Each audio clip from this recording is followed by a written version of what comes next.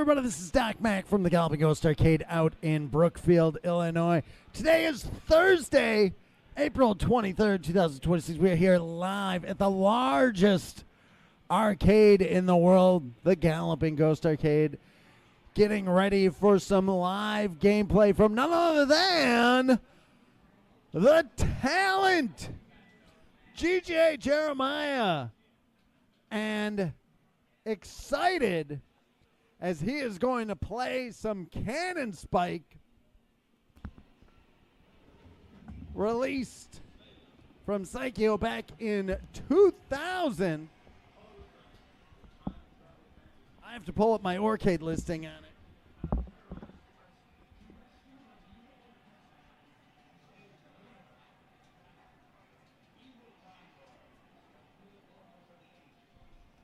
Thank you all for joining us today. The stars align. Moodai, Roger, stupendous man. Casey Spoon, what is up? There it is, Capcom teaming up with Psycho.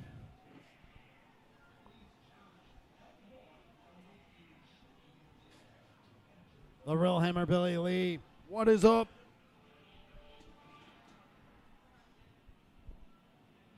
Hello, hello. So according to Arcade, A-U-R-C-A-D-E, a very good game, an arcade tracker, venue locator, and game tracker. 3 arcades have Cannon Spike. Club 300 Bowl out in Ontario. Us and the Game Galaxy Arcade out in Smyrna, Tennessee. Okay. How many scores? Well, let's see. Not that many. You are scoring. You're already with 0. Uh-huh. You're not on this card. You're not in this scoring. Am I in the top 10? You are number 10. So you're starting at .0. Okay. Okay. The first score, you can tell by it's the lowest score is 5% of the world record. So I'm guessing about... And you can tell he's a pinball player. I'm guessing about 30,000 then? 32,500 points. You know why? Because the top score up there says 600,000. It's about 5%. So I did some quick maths. It's pretty good. Player WM86. Rav Runner, what is up? Orlando, your producer is here. This is a one that I've never played again. This is another I haven't played. Do you know anything about this? I believe, did we do this for Halloween? Because there's like a horror stage or something? Okay, so I remember that. We put this out on... Hey, Moonlight Mage, welcome to the stream. Because there's 2 scores set on October 26th. That's one, yeah, okay. That's of 2020.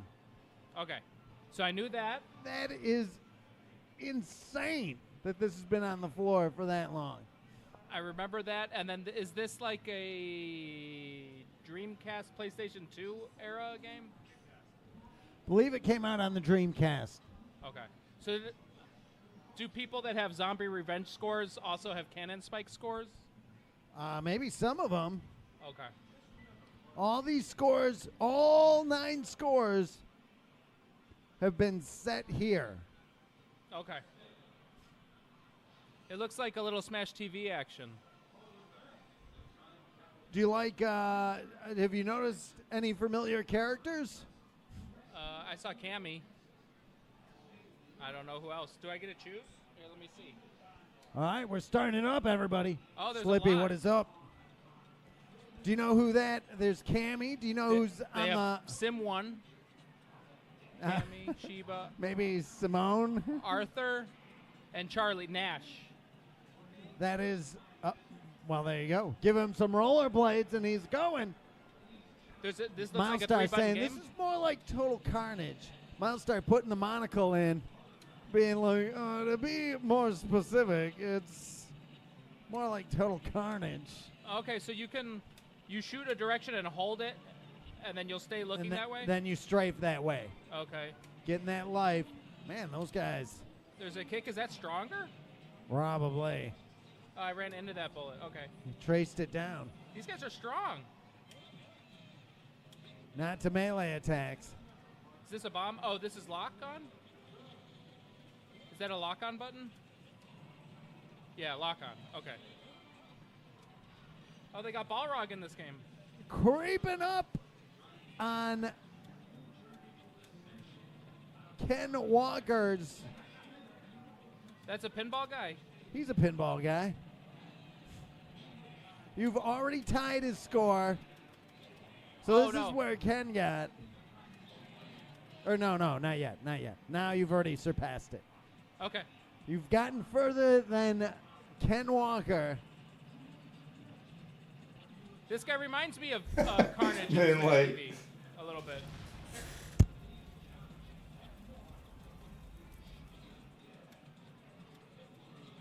Oh. Oh, so if you get hit, you lose your lock, maybe? Okay, all right. Let's feel this out here. No, you just lose your Big lock. wheel dragon. Taking out that little turret. Hemmingbardo, what is up? Mission 2. 54,000 already. Oh, good dodge.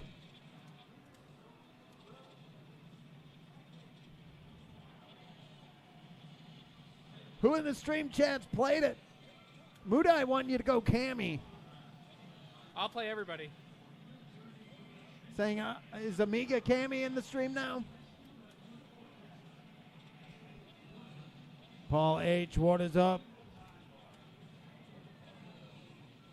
Zombo.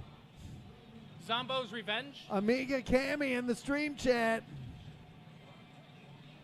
I think next round you should go Cammy. Okay. What if Sim 1 becomes my favorite character?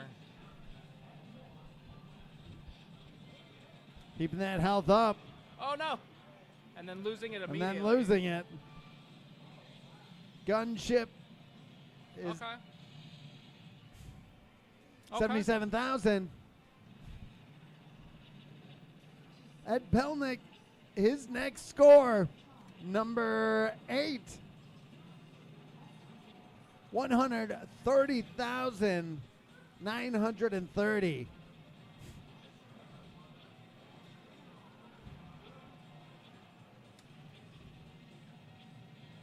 Oh, whoa. Oh. Oh, whoa. Okay, you only lock on for so long. A little bit of health. You know how people ask for auto fire on games? UFO Robo Vader. This already has auto fire, but could we have auto fire on the lock button? You know, so I don't have to keep repressing it? I believe this is the level why This is was why- put out on Halloween. Okay. Hey, by the way, what is up? Stars Align, play this on Dreamcast. Whoa.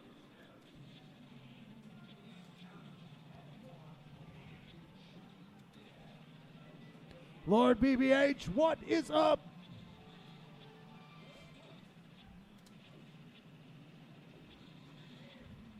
Do you know much about this game? I've obviously played it, but Did you got the inaugural play? I got the inaugural play. I haven't been on it as much as I would like. I see it, and it's like there's some Resident Evil going on there. That's why it was on Halloween. That's why I was on Halloween. These are the what's the Resident Evil name for these guys? I forget. Starts with a C. Cerberus? Yes. I know that because of Ogre Battle 64.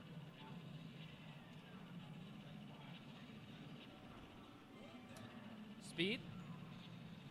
Okay. Bio Gorilla Bloody. Oh, he's fast. Reminds me a little of Resident Evil Outbreak File 2, if I'm not mistaken. Maybe I'm mistaken. Joel, what is up? Fat Chris joining us. What is up, man?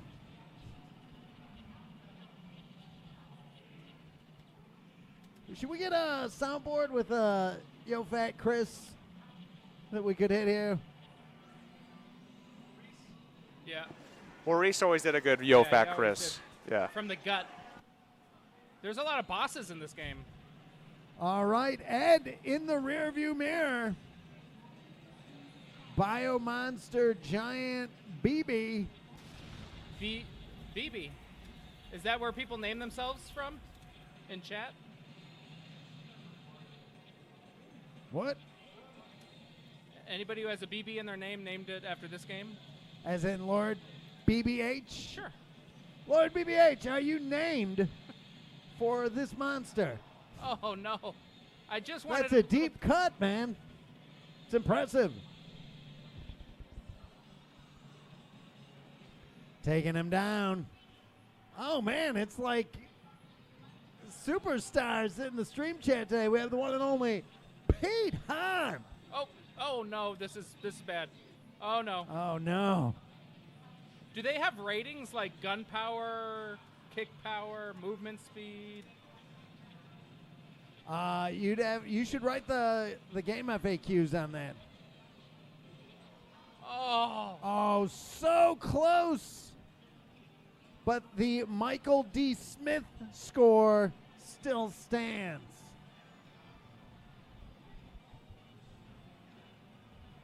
Patrick, what is up?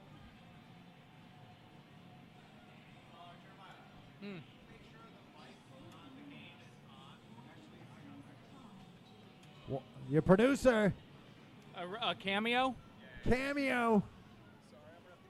164,700 points.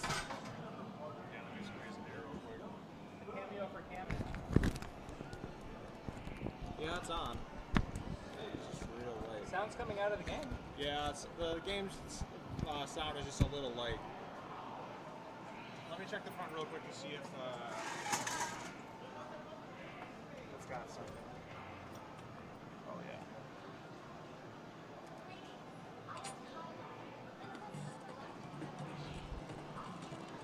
Can you select Cammy? We got Amiga Cammy in the stream chat. We gotta go Cammy. That's Sim 1. I won't mess with it. I'll just boost the game. Oh, look, I start on stage 3. Okay, she shoots.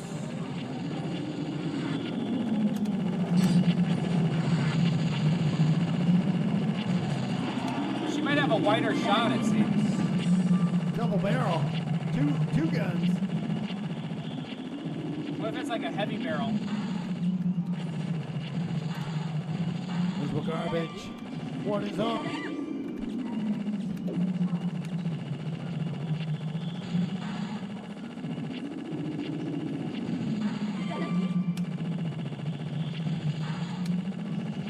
Or BBBH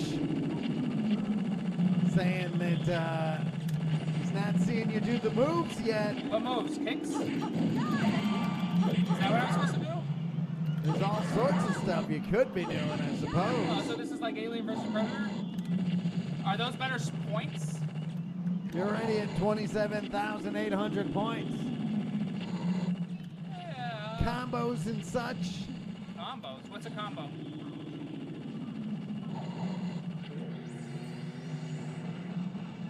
So don't just shoot? Bio Monster Giant BB. What am I saying that they have her jet boots in Street Fighter 5 is a costume, which is a nice nod.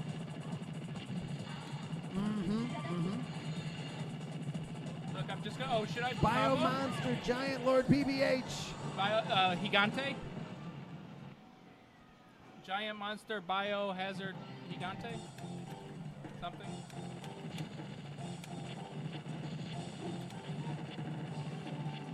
I think. All right. Lord BB8 saying try button combinations. Like that? Oh, so this is like Gauntlet a little bit. Okay. Alright. Alright, so we'll do that. And that. It's got a knockdown. Oh, no. They're like, we got knockdowns too over here. Okay, what about kick, kick, kick, kick, kick, kick? Kick, kick, cannon spike. Oh!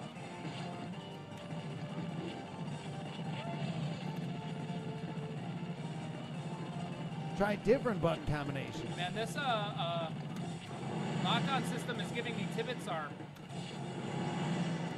I'm getting Tibbet's arm at a record pace on this game here.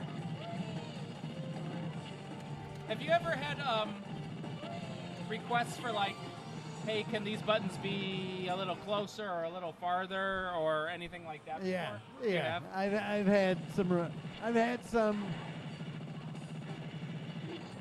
requests. Because I think, maybe that's what's causing the Tibbet's arm, maybe the spacing, Yeah. something to be looked at, maybe. I take a note, not about what the request is usually. You don't, but Usually, you do take notes, though. I take a note about the.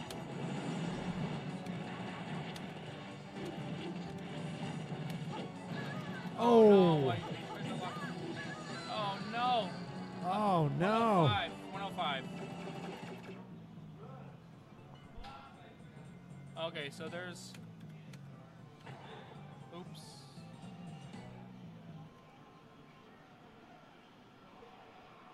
C plus.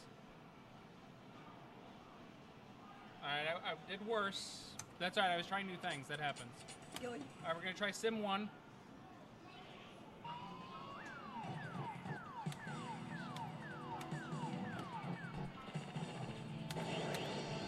Oh.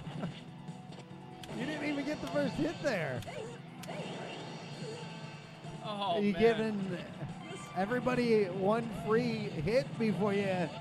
Yeah, trying things out. Okay, so that, this, and oh, my poor hand.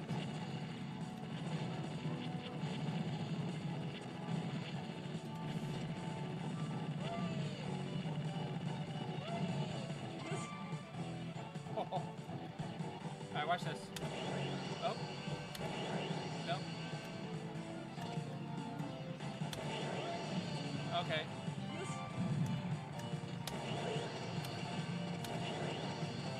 Alright, did that do a lot? That did a lot, right?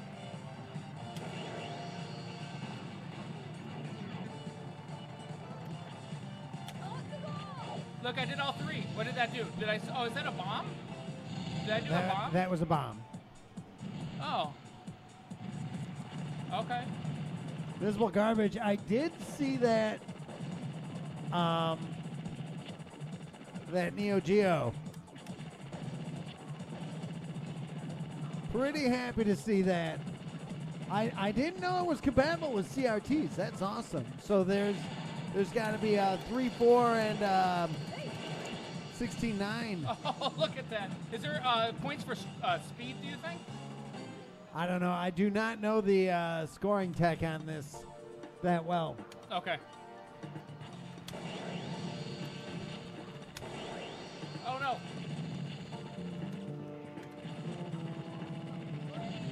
Pete asking, I wonder if the memory cards will work. Yeah, it'll be interesting.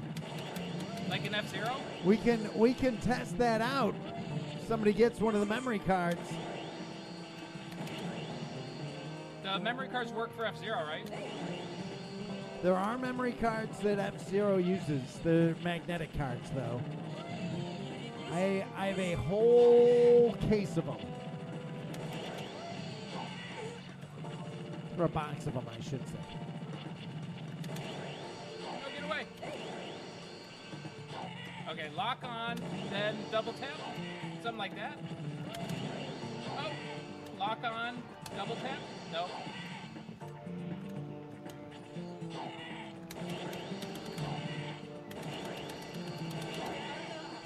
Is that good? Like, is that kind of what we're looking for?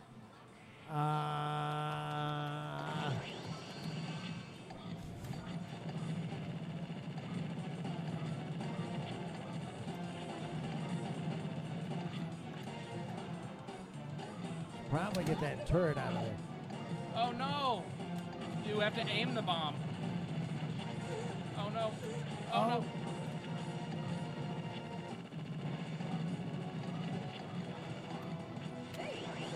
Oh.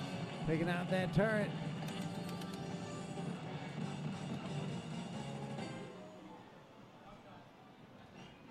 What about, you know how there's like passionate people for the arcade and stuff? What Yeah. if some lucky fan that's very passionate about the arcade, we appoint the comfort liaison? So like they play the games and they're like, hey, you know what? The controls on this could be a little more comfortable if you did this. You know, something like that. You know, Yeah, that's me. let them give some feedback. Yeah. That's me.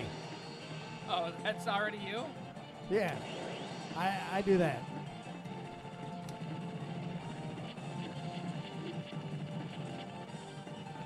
My favorite is when people like they ask to have original dedicated cabinets changed. Oh, that should be a no-go. That should not be allowed if you're a comfort liaison. You should not do that.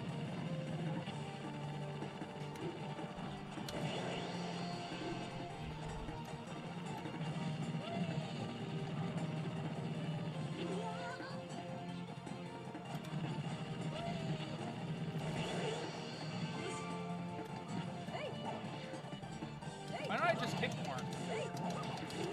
Yeah, Oh, that that's seems fine. No, wow. I'm almost dead now. Any healing? Any heal? This is like non-stop action here. 133,500 points. Oh. Doing the double damage. That one's almost All right, get out, get out. Okay, we got One one. down. Drop a life. No! Oh no, you're still up, you're still up. Okay. Lock on. 153. Oh no, I stood still. Okay.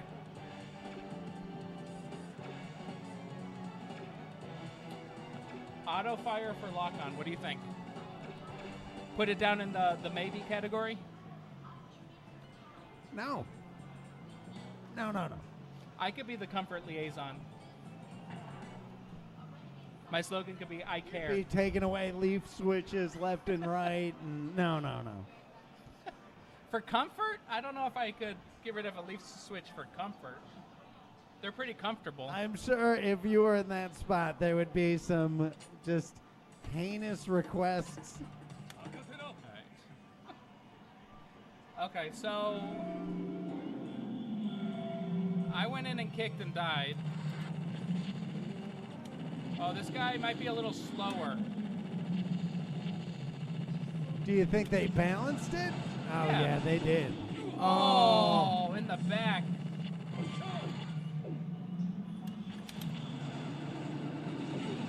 I can kind of move while I'm doing that.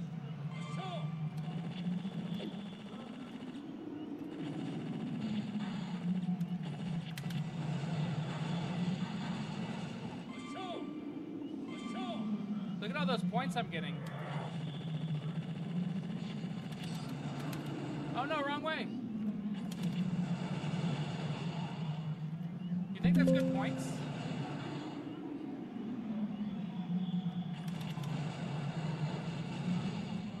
We'll see.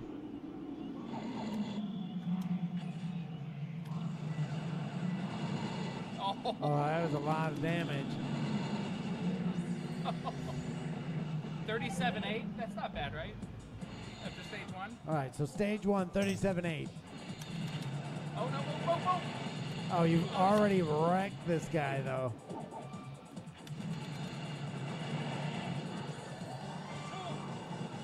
Okay.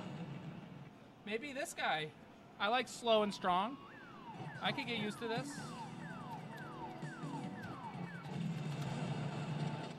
Oh.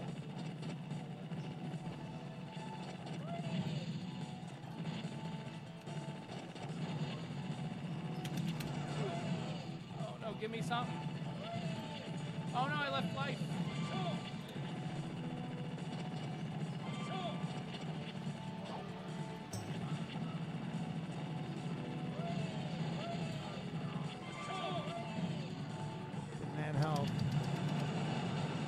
Or BB8 saying this game has move cancels. You can do things like cancel his melee attack combo into the missiles. Okay.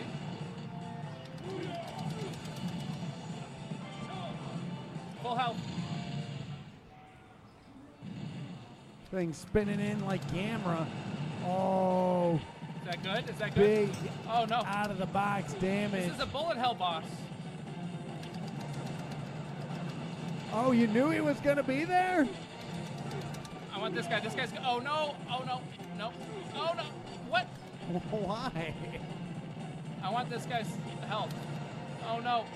Oh. Oh, give me health. That was not worth it. Yes. 8 bricks of health to get 1 back. Interesting. Ah.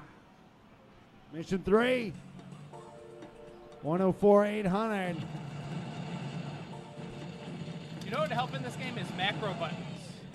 You know, like this, like add more buttons for like the combos and stuff. That could help my wrist a little bit. Hey there.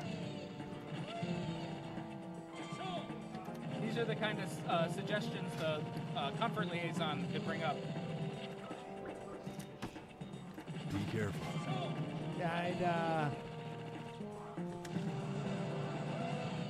I'd not be all right with that. I don't want that brought up. Get that health. Putting those missiles out. Oh. The stick and move. Oh no, get out, get out. No. Oh. Put those missiles out. Give me some life. Oh no. Oh no, he turned around. What can I do? Oh, big damage. Maybe I should have used a bomb there. All right, let's open up with a volley here. And then let's...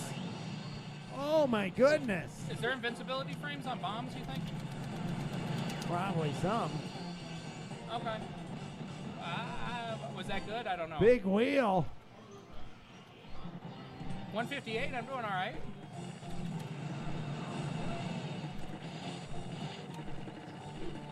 $166.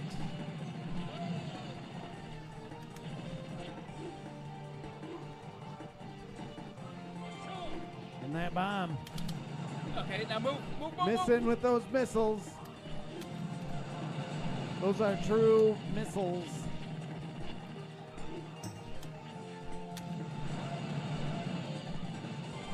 A bunch of health. Oh no.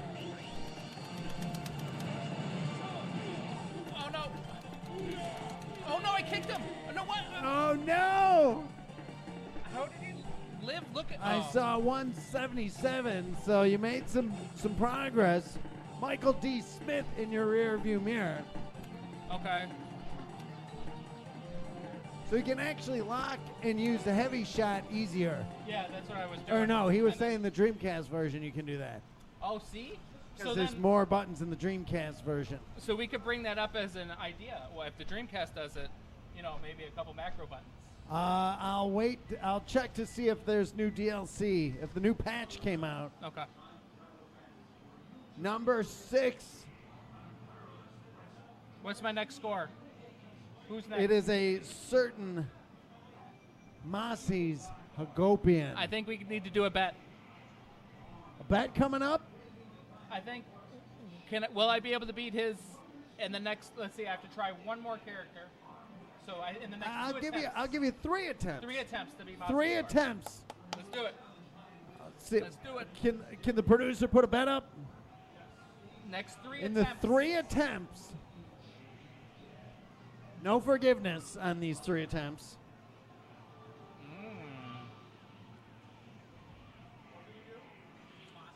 Can he beat Masi's score of 266,300 points? Whoa, that So it's a shoots big up. jump. That shoots up big. Beware, chat. That's a big jump. And Tippett's arm is starting already. So weigh that in your considerations. There is a cure for that. Should I go to the gym? That's what the Galapagos Gamma is, the cure. Is that the point? You have games like Cannon Spike to spike gym memberships? Now I remember we had. Do I bring up the popcorn story? What's the? I don't know the popcorn. There was a popcorn incident once. There's 3 tries. We had. When we opened, we had a popcorn machine.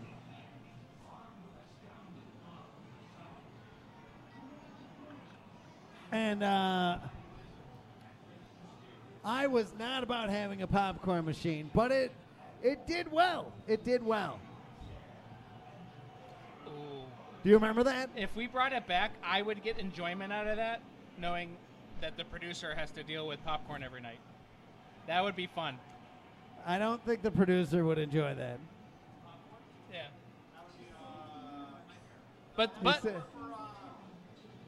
But the producer is a known Where's your popcorn headset? lover, though. The producer is a known popcorn lover, so you'd have some. Producer, are you a known popcorn lover? I love popcorn and coffee, hot coffee. Do you remember when we had? So when we open, see now sometimes I take away things that the people want. We had popcorn machine and a coffee machine here. We brewed coffee here, and we also had the fish market emote. I took that away too. Sorry, everybody. So we got the popcorn machine. Not my idea.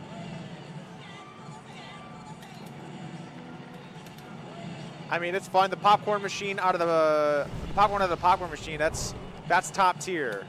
Something in those machines just makes it a little extra special. That's why you go to the movie theater for popcorn on movie nights. But no, absolute nightmare that would be.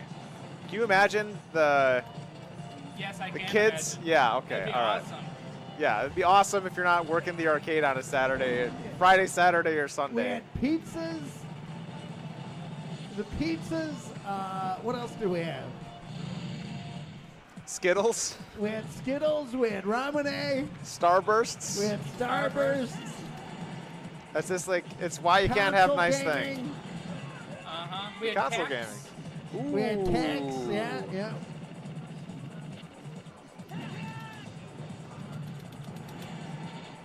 What's coming back first, Cax or Double Dragon 3? Double Dragon 3 might win that race, actually. Double Dragon 3 could win that race, but Ah. it's so. There's so many situations. There's a situation that could bring popcorn back here. Ooh. There's a situation that could bring the fish market amount back. Ooh. There's nothing off the table. I think I'd rather have the fish market emote than popcorn. Same. What's this thing? What's that green?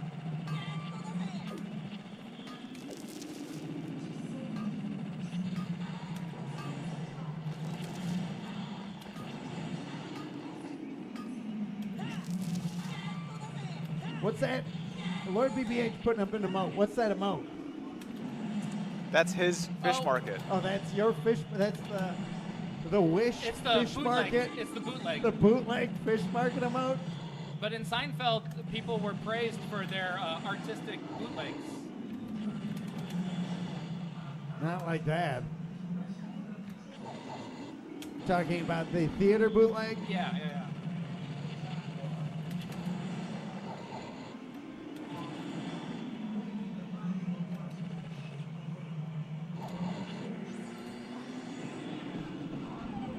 So Casey Spoon, the popcorn wasn't a problem about so much because of the greasy buttons. Like we were on point, going around wiping down controls constantly. It was easier back then when it wasn't 5 buildings.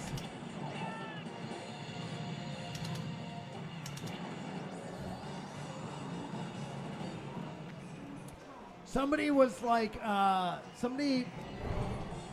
sometimes when we get erroneous call-outs, things will change. I got called out once for, somebody said that I was taking scores to make them come back out. And pay to get in to try to get their score back. So instead of pay to win, it was pay to get in?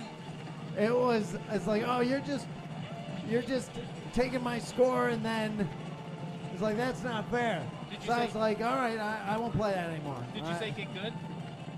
I didn't. I was like, you know what?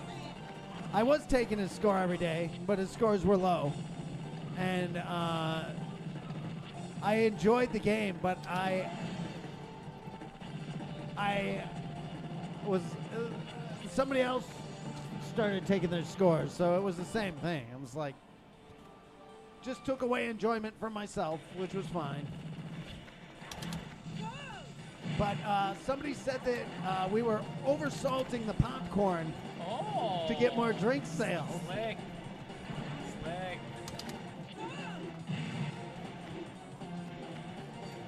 And you said thanks for the idea? Or No. I brought it up, and I was like, they're saying that the popcorn is too salty. And they're like, yeah, it makes them buy more drinks. I was like, oh, okay. It's like that was, they weren't wrong.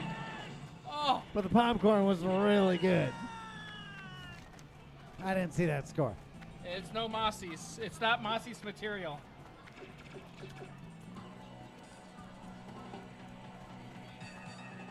All right, that was one attempt.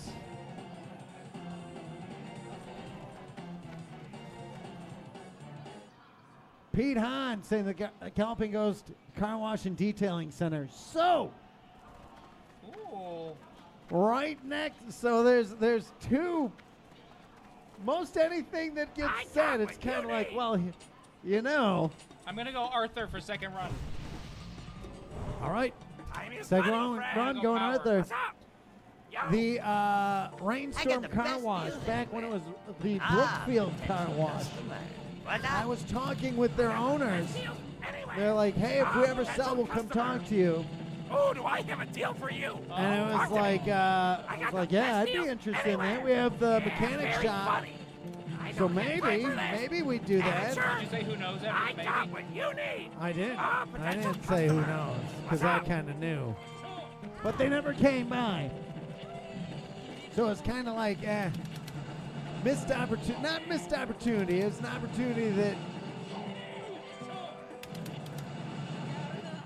wasn't acted upon.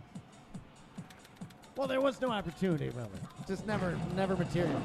So, what can you do? But you know, if it ever comes back up for sale, it would be of interest. But then, next to the new building that we purchased, there's a detailing shop right down there. I need to get my car detailed. I talked to the guy, and he seemed really cool. I would definitely be into and up for if we could buy that building, let him run his business, but it become a Galloping Ghost thing. Oh. That would be all right. Would this My look- Corvette has been missing for over a year and is supposed to be making its restored return within the next day or so. Oh, this guy's a monster.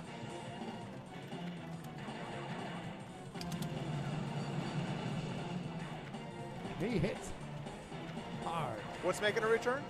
The The- podcast? My Corvette. Oh. I thought you said the podcast. The podcast. Should we do a podcast? Ooh. We can do a podcast Next week? What if we do next. I didn't say week. It could be Oh, I next thought you month. said next week. I just said next. Next year? waffles? Waffles likes taking things away too. He's painting pictures of everybody sitting around enjoying that podcast, and then he's like, next century? Next. Yeah, but he wants the fish market back. He wants to give back. I would be fine with the podcast. When? So, okay, hold on. Let's put in the... Is everybody who's here right now gonna come? We do a podcast. Is everybody here gonna come out for it? Come out for it, I mean listen to it. Not that you have to come to the arcade to listen to a podcast. Get out of here. Ooh, man. Next week's looking busy. Right, isn't it? Thursday's going to be extremely busy. Thursdays are gameplay streams. I can maybe see Wednesday, but Wednesday's a Resident Evil stream. much Resident Evil. When we did a Tuesday podcast, then we'd be streaming Monday, Tuesday, Wednesday, Thursday. Would you guys be sick of us? Yes. I could do I hear Tuesday. about 2 seconds of me talking and I'm done. Oh no, that was not worth it. Oh. That I could guy do Tuesday early afternoon. Very early afternoon. Should I interview Brian Glenn on Saturday? I could do that. Should we stream that?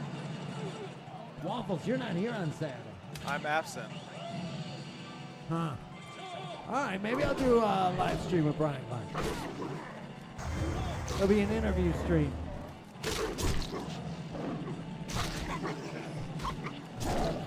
I could be here early in the day if you want to. Yeah, I'm not officially gone. I'm going to a wedding.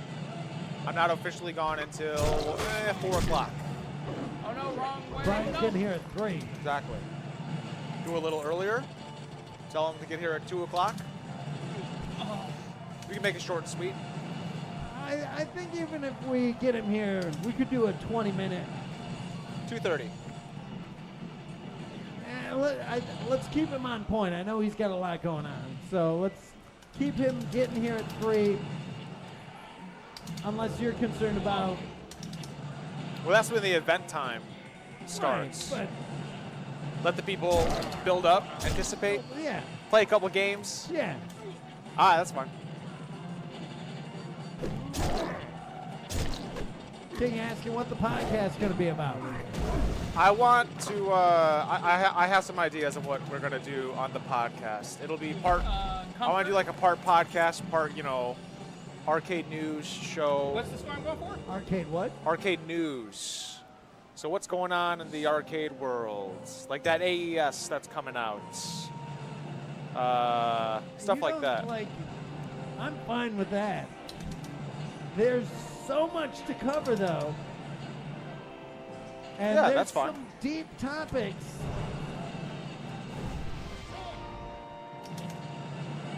There's been things I've been saying we're going to ramble about.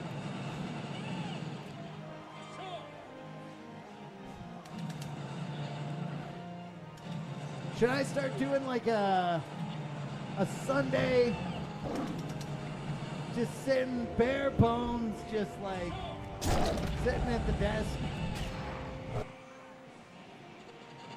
do some tirades, Coffee hour. the tirade podcast?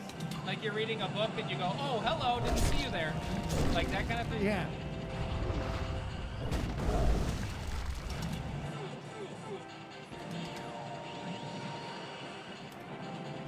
What score am I going for? Mossy's Oh. Opiate. Whoa. 200. Keep it. Oh, big damage there. But big damage there, too. Oh, no. He's tanking it. No, run for your life. No, I ran for my life. He's got to take him out. Oh, 10,000 shy. Am I getting points for this or do I have to kill No, him? you got to kill. I'm not getting any points? No points for damage. No! Oh. Oh my God. He was so in it. close. He was in it. What's that? He was sweating. He was sweating. Oh, he blew the candles out? He blew it out. We got something for that. Not yet. Not yet. Man. How about on Sunday? I go get one of my cappuccino blasts, and I'll do the podcast for the entire cappuccino blast. I'll go get 2 of them because I need one for. I'll podcast with one, and then I'll drink the other one later while I'm working. Black Atlas waters up. All right, this is the last run for the bet. That was the second one? Yeah, that was the second one. All right. Are you sure? Yeah, because I did the new guy as my first run. The last character I hadn't played before, and then I did Arthur. All right. Is there? All right, we gotta look at points here. Is that good points? Can you see the points there? 16, 8, 2,000. Well, there's combos, so like one hit. Was that good? Oh look! No, I'm at 27. That was 3 hit. Oh no, sorry, I'm testing here. Was that good? Can you cancel 37, that into something else, like the missiles? Okay. Oh, come on.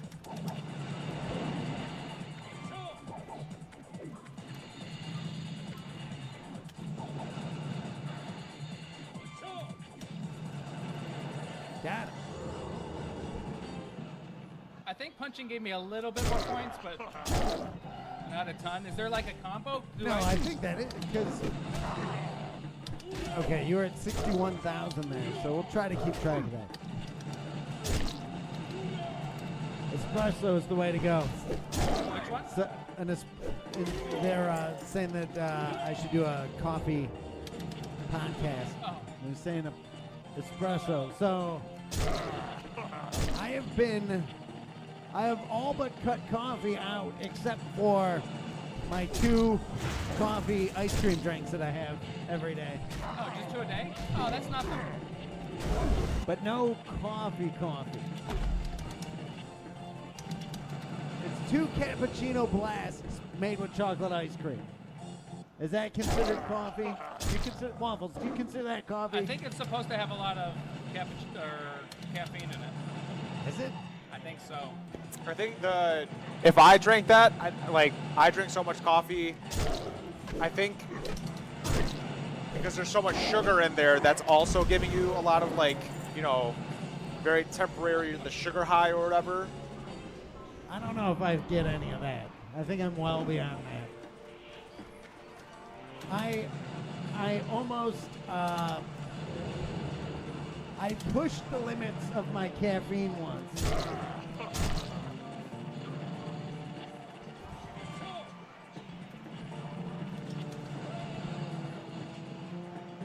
How much caffeine? I had 2 of those Starbucks double shots. Okay. And also, what's the span of time we're talking here? This was, so I remember having a problem. It was in the afternoon. By the afternoon, I was having a bad problem. I was watching. Oh no. It was the first time I was watching American Psycho. I had 2 double shots. I had 1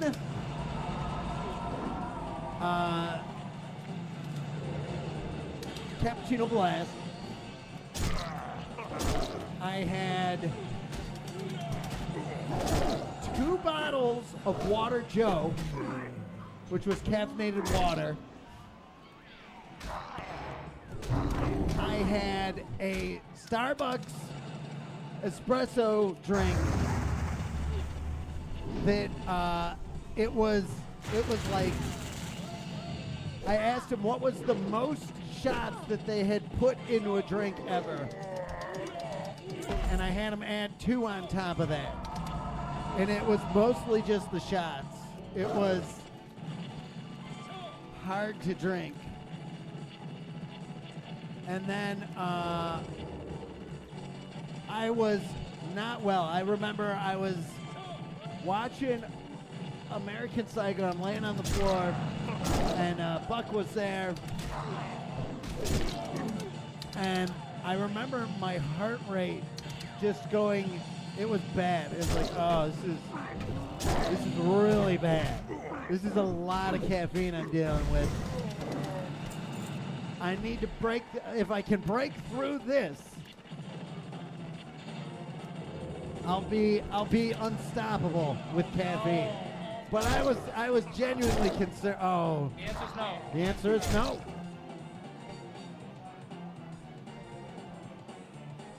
So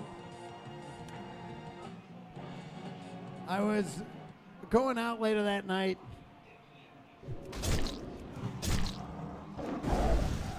As I gotta get ready. And I jumped in the shower, and our old programmer, Tom Stone, had got me Shower Shock soap, which was caffeinated soap. And that just completely, I was done. I was just... And then you had visions of opening an arcade after that? It was... I've never had to go... I was literally vomiting in the shower because it was like taking caffeine. Skin absorption is like double from what I read. Much worse. And that was like the equivalent of, I think the thing said it's like 6 cups of coffee or something. Oh my goodness. That was... Tone it back slightly after that. Still drank a lot of coffee. Because I would get some... If I wasn't at top drawer caffeinated, I would get headaches. And I'm wondering if that's still, I get some pretty bad headaches now, but nothing as bad as back in the day. So maybe the cappuccino blasts are enough.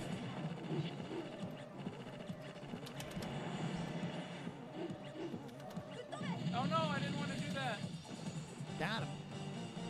67,000.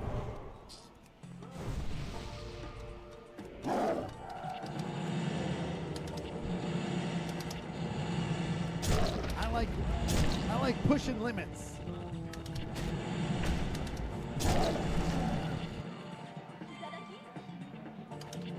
Stupendous man. No. I am not one to need new vices. You don't need new ones? New ones can be fun ones, though. I have never had alcohol because it would just be, well, how much can I drink? How much did John Bonham drink that day he passed away? You could beat it. I could beat it. I could make it. I could make I it. could make it. That would Oh. turn into the podcast. It would be a very different Oh, thing. the I Can Make It podcast. That would be a fun one. That wouldn't really fit with the with me trying to get more comfort buttons, though. You know, like the comfort I'm looking for and the extremes you're going for. I don't think they'd mesh well. Calling the paramedics after a high dose of caffeine. There's almost no reason to call the paramedics. Ever. For me. Do you remember? I swear, we might have to call the paramedics for the talent. Tibbets was right. Hashtag Tibbets was right.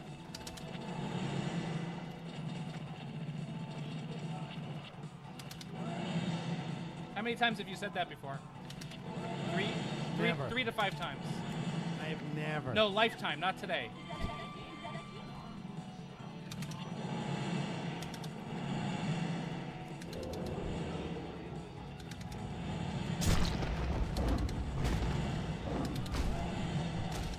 Oh, that guy shot I me. remember, yeah, calling the paramedics. Is that a song? Is it? If it is, Is I that a don't Dark know it. Presence song? Call something? Call Security's a Dark Oh, Presence song. okay. That you all haven't heard yet. It's coming. Actually, some people at C2E2 got to hear Call Security. Oh, Got that sneak peek, that sneak listen.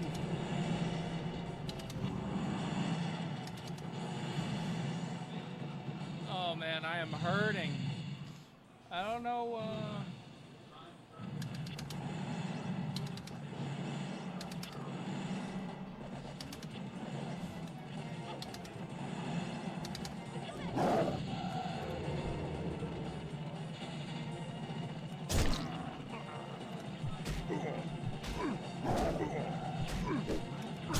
There was one time. Here's a call the paramedics.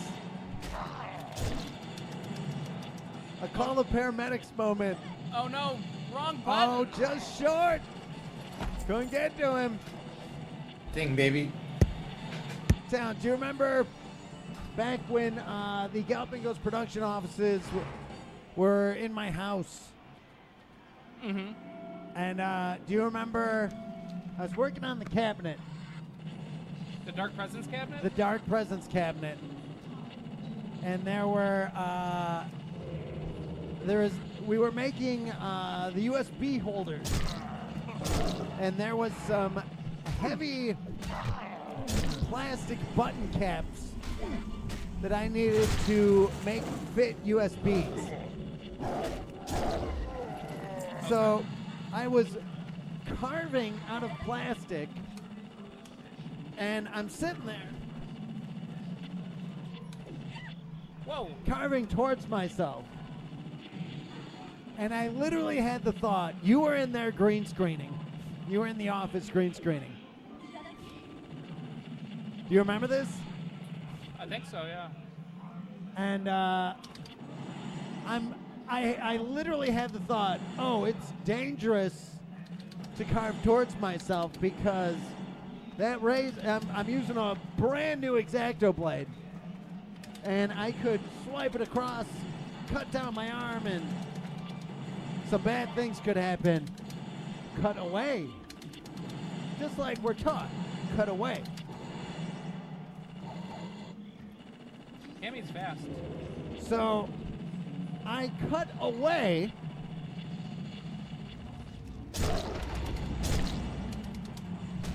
and I put this giant cut down my finger. Like literally half of my finger is like folding over. And it is bleeding. It is like, I remember I'm getting all big blinky. I'm like, oh, I'm not feeling too good. There's a lot of blood. And I'm like, okay. And I'm like, You said that guy's a maniac? what's that? You said that guy's a maniac? Why'd he bite me? No, I called for you. I was like, hey, Jeremiah. And you came out of the office. And I'm like, I need you to go in the basement and get me something to splint my finger together because this is really bad. And he looked at it and he's like, whoa, whoa, whoa, whoa, whoa, whoa. You seemed uneased at the amount of blood. And it was like, for those who've watched some Resident Evil, when you blow up a zombie with the hemo injector, this was on par. This was a lot. So the talent, I'm like, I'm trying to like get tape, but like there's just so much blood. Talent runs downstairs, and I'm like, I'm thinking, okay, there's this piece of, there's a very specific piece of wood. And I'm like, there's this little piece of, it's almost like a popsicle stick, and I need you to give me this wood so I can tape this all together, because it's bad, and I'm gonna have a bad, I'm already gonna have a bad scar from this. But this thing is like flopping. I'm like, it's down there. I need you to go get this, man. And I'm like, closest, second time closest I've ever come to pass now. 265, is that enough? 265 No, is that's not enough. 266, 300. Look at how close. So close, and you got enemies there. Look You at could how have little taken. health it had. You could have gotten him. Next one. This is the one. I'll give you a sign when it clears. I'm done. I'm done with the blood talk. But he comes back up, and he's got like this 2x4, and I'm like, oh my god, I'm gonna bleed out here. And you were, and I'm like, no man, I need to go back down. I need one more. And he got the right one. He got the right one. We got it all taped up, and I've got all the digits. But it was a time. It was a time.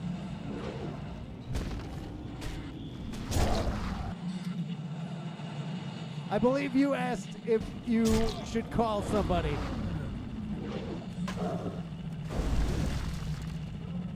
Call security.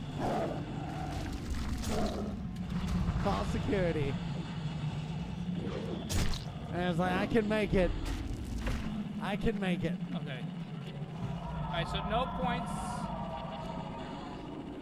14. Oh, no. Oh no. That was points. Are those points? Yes, if you're full health, yeah.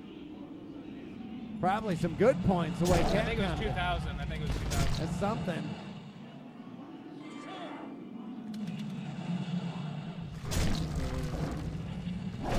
We do not. Joel, he's called the talent, not the paramedic. Oh, you can't take this thing, that guy. Can I beat a dead body and get points? 33,000. I've seen more. Yeah. Alright, I'm gonna do some testing here. We're not asking if you figured out who the guy in the golden armor is. It's Arthur from Ghouls and Ghosts. That's my guess. Am I right? Yes.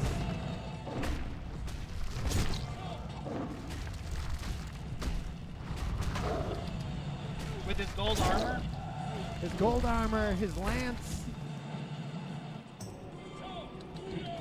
But Do he you doesn't think- throw his... Do you think it would be easier if he had those rockets and ghouls and ghosts? Yeah. Well, in Marvel Capcom 3, they made him a zoner. Like, he threw a lot of things. Big damage. Got him. Do we like melee? I'm gonna try melee only for a bit. Maybe after I shoot rockets right here. I do have, my hands are all scarred up.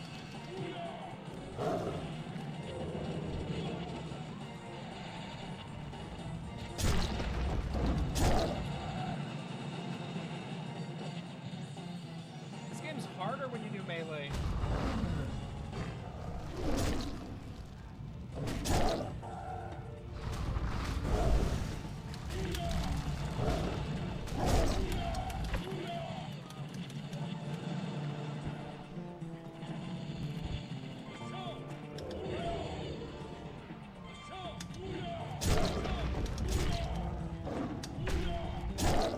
I charge that? Is that different? Is that my normal shot? Yes. Okay.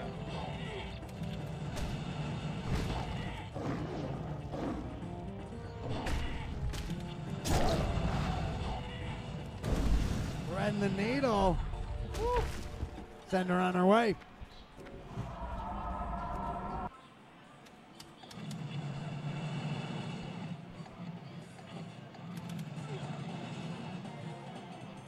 Double turrets. Oh no. Oh no.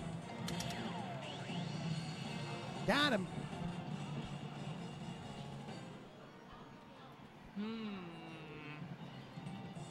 I would say you're probably missing some big strats. There's 2 million. Yeah. There's two. I'm missing something. I need points. How do I do it? How do you get points in this game? There's the Lord BBH. Lord BBH, you got some tech for him?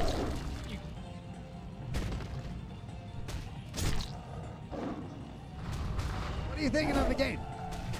It's fun. I could see this one being a Dreamcast purchase. If you had it, did you own the Dreamcast? No. Oh, Percy, what is up? Cabby Arthur.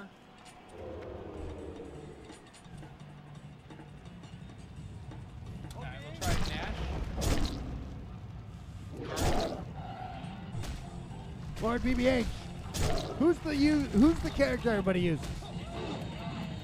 Who's the go-to? We're doing melee only just for testing purposes.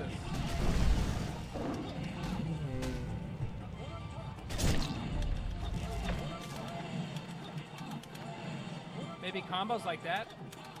Oh, but the gun's looking at me. Move, move, move! What is that green box? Maybe it extends your health. Oh, he's got a nice little thing there. Did you see that? 29.7. That's not that great, right? But the starting stages are different. How do you score in this game?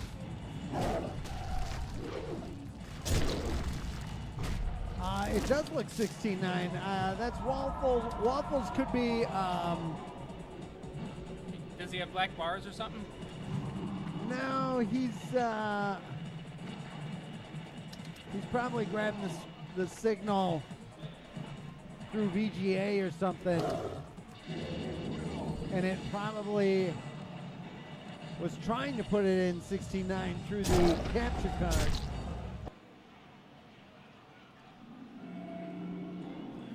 We're playing it on a true 4.3 I'm wiping it down. monitor. CRT.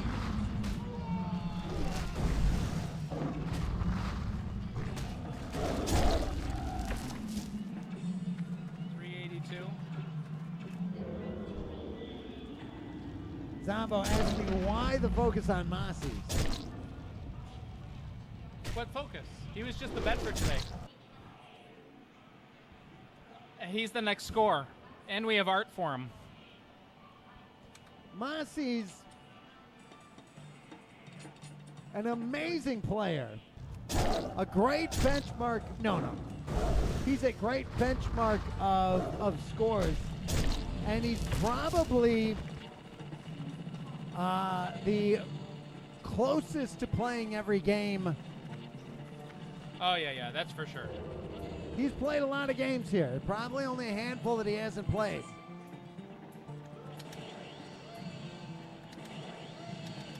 Second, I've played every single game here. The inaugural play. I get the inaugural play. Even when I you're get sick and more than miss Monday Mystery? I had on TNK. I had played that before it went on the arcade Oh, floor. you're so lucky. I am lucky, but that's why that one was chosen. What's the next Monday you're missing? I don't plan on missing any Mondays. It's difficult. Now, if somebody responded with a fish market emote after that statement, would that be a correct usage or incorrect? To what? If you're like, I don't plan on missing another Monday, and somebody responded with fish market, would that be a correct fish market use or an incorrect?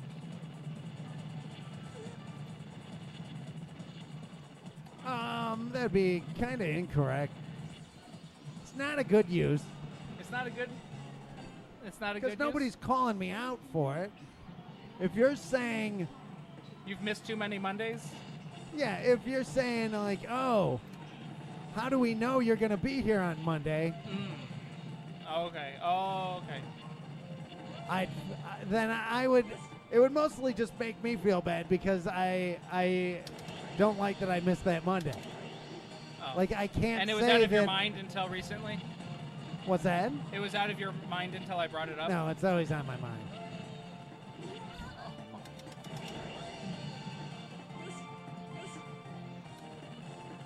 It's always there. So that's not my fault. Amiga Cammy, you ordered the Neo Geo re-release system. You got the big deluxe package. All the games. That is awesome. What Blues, what is up? John, what is up? Thank you for being here.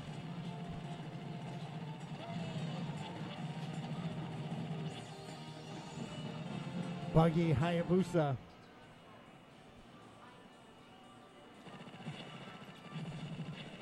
What Blues, we're happy that you're here.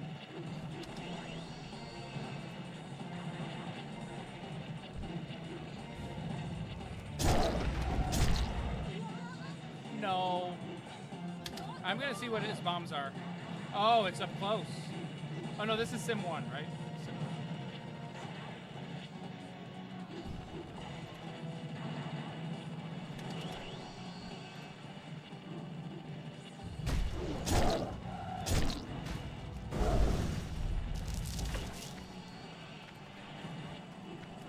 How is Sim 1?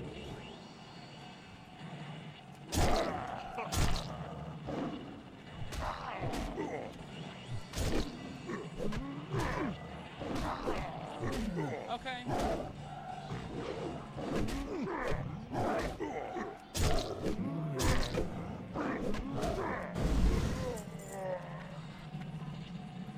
So are these, how many of these?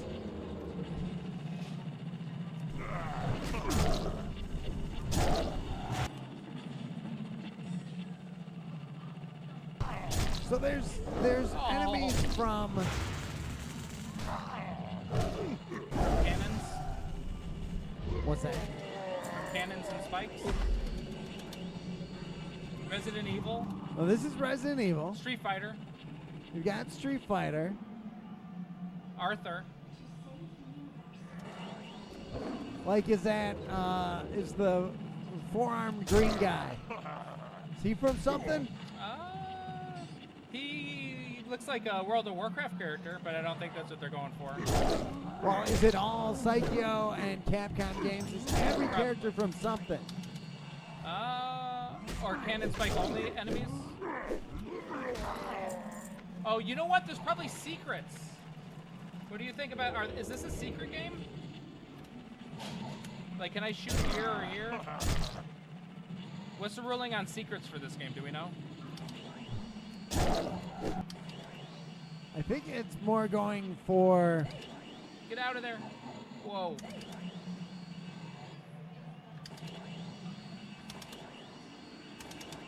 Get out, get out, get out.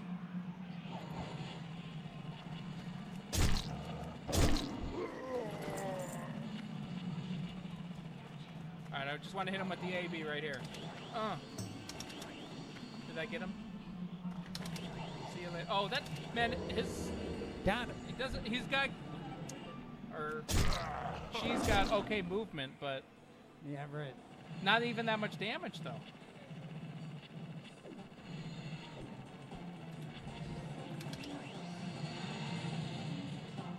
Look at that, 2,000 big points.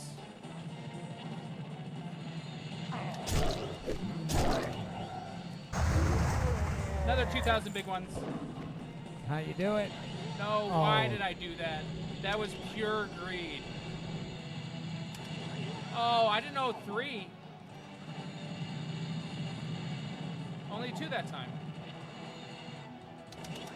Oh. Okay. All right. What do I need? I think this could be the run here.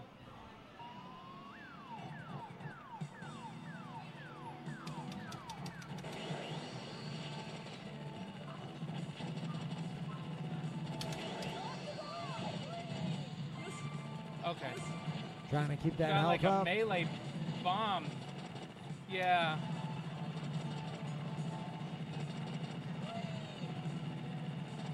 Oh. That's extends. Okay, got it.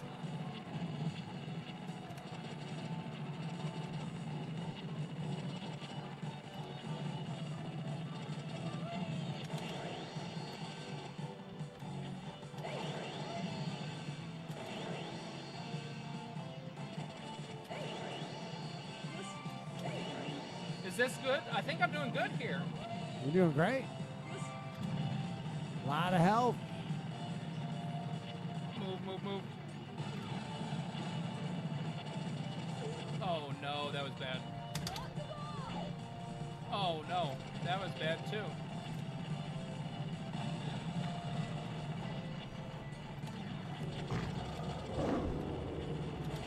Okay, oh, was that good? I think that was good. Great. Oh, that guy still got health. 1, 2, 3. Okay, shoot. Okay. Lock. Shoot. Oh. Okay, no. Oh, it's okay. Oh, no. Oh. He wants that health. I want that health, and I took... Oh. Took damage and missed the health. There's got to be a Not name what for you that. want.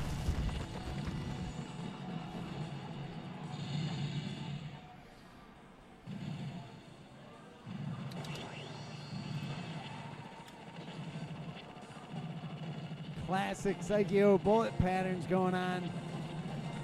Oh, no.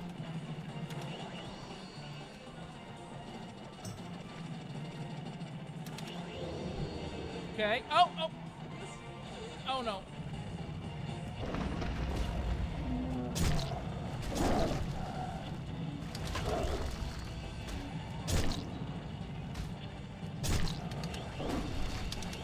Oh, no, I didn't lock on. Oh, no, I stood still. Bomb time. Did that do anything? No. It did it.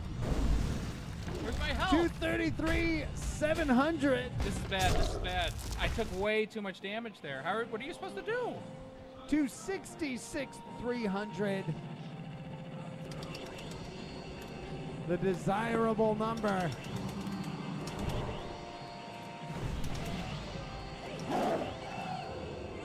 Two health. Some health. Okay.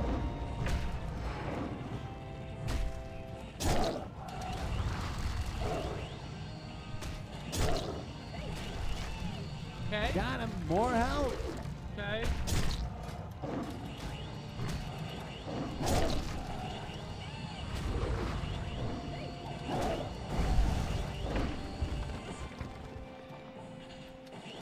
Oh no.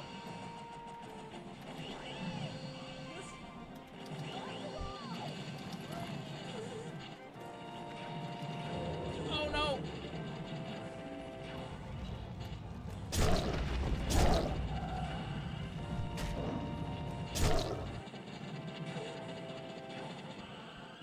Catching a stray bullet there. Oh, missing. Takes out one.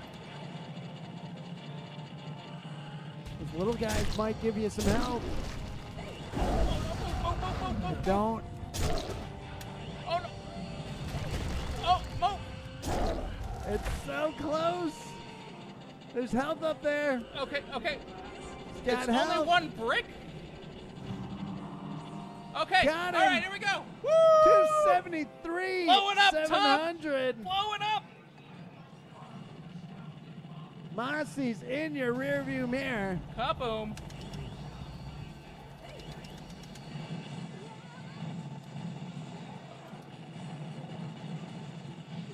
Oh, they cut me off. Did you see that?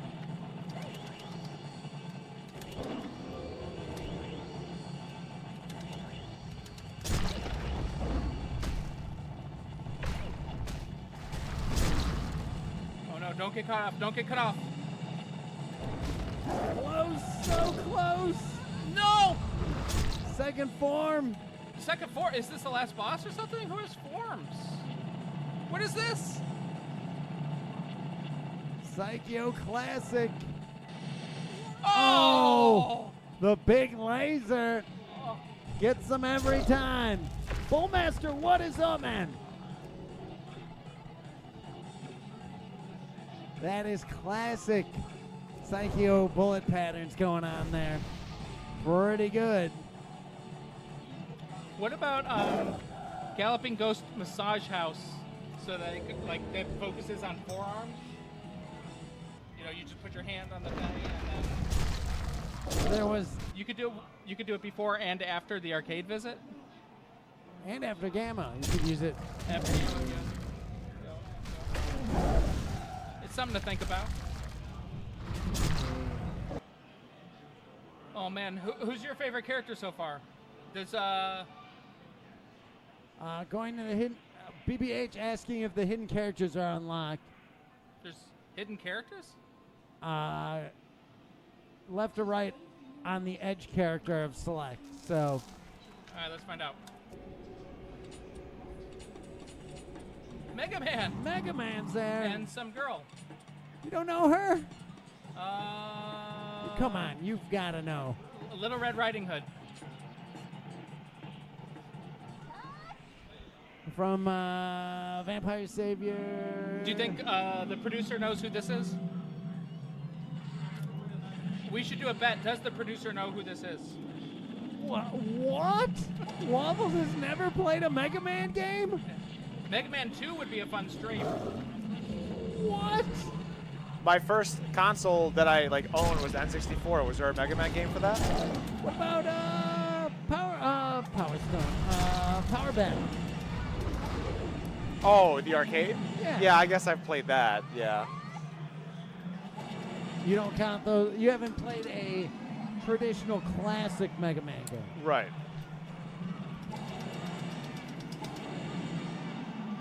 Mega Man kind of reminds me of Sonic. I think Mega Oh, Man yeah. himself Exactly is the same. very, very boring. No. In this look at his sense, bomb! the main character is super boring, and the other characters in that world are like way cooler. Mega Like Man? Sonic is super boring, but Knuckles and Shadow are awesome. Mega Man is super. He just looks. I think he looks like basic and kind of dumb. But like the other characters in it are cool. Like Rockman, or who's the guy that's kind of looked like that? He's got like black and red armor with like a little feather on top. I don't Crash? know. Is it? Yeah, I don't know. He looks way cooler than Mega Man.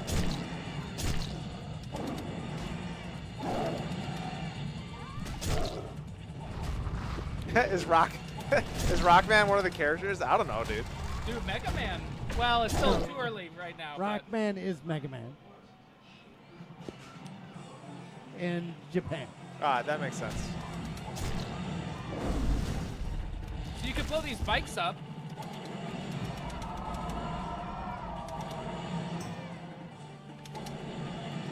Oh no.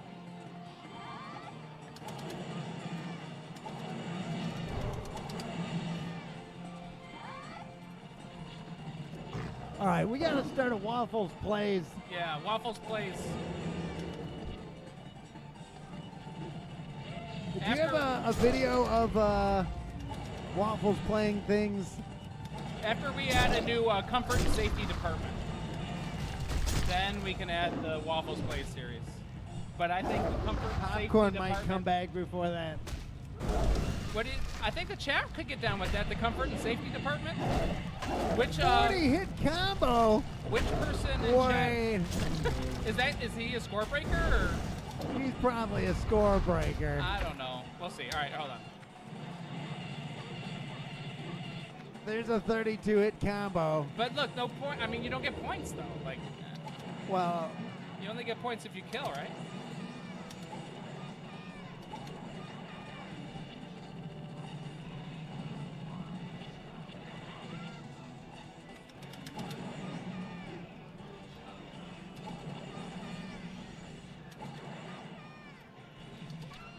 Oh, that's not what I wanted to do.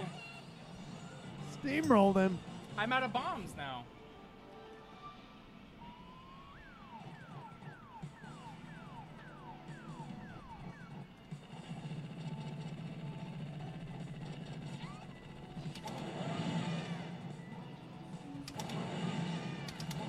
Did you have a favorite Mega Man game? 2. I'm boring. 2 is the best. I'm on board with that. 2 is the best, and Mega Man X1 is the best Mega Man X game.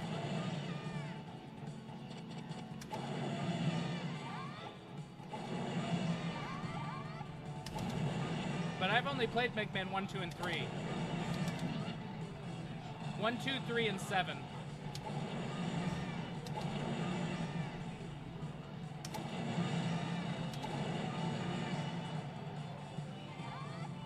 $2,000 big points.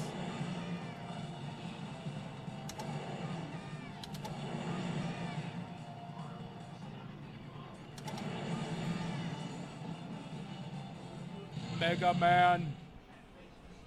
Okay, this boss is where the difficulty spikes on this boss right here. How many Mega Mans were there? Were they just pumping those out on the NES and SNES? Yeah. Oh, they're also on the Game Boy though, right? No. 1, 2, 3, 4, 5, and 6 are on the NES. What? Yeah. At least 1 through 5 are, I know. Oh no, he cut me off.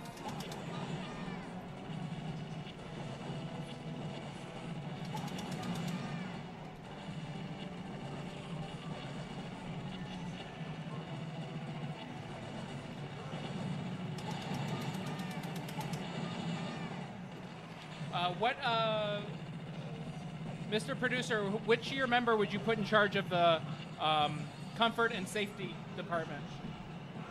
If we were to honor a year member, put them in charge. Of comfort and safety? Yeah, what for does like that button mean? layouts, make sure pivot start doesn't happen. Auto okay. fire, liaisons, stuff like that.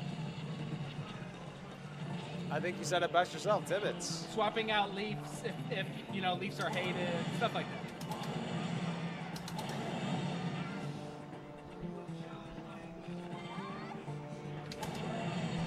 That could be a great honor, right, to be in charge A of great that? honor. Well, I can't think of a yearly. It's an honor I take. I take take the that honor. honor. I can't think of a yearly member who hasn't had a comment about a leaf switch. So they all are already partaking in that. And, there's times where it's a leak switch. It needs to be adjusted. There's Yeah, times that's fine. where the problem with letting sometimes the player will think they should be better at a game than they are. And then you get like these 50% of the complaints. time, to be honest. What's Not that? I'd say that's 50% of the time, not sometimes. Is that like the same thing like Sinbad was like played the genie, like a false memory or something? Is that where that stems from? Where they like remembered that they were better at the game than they were or something?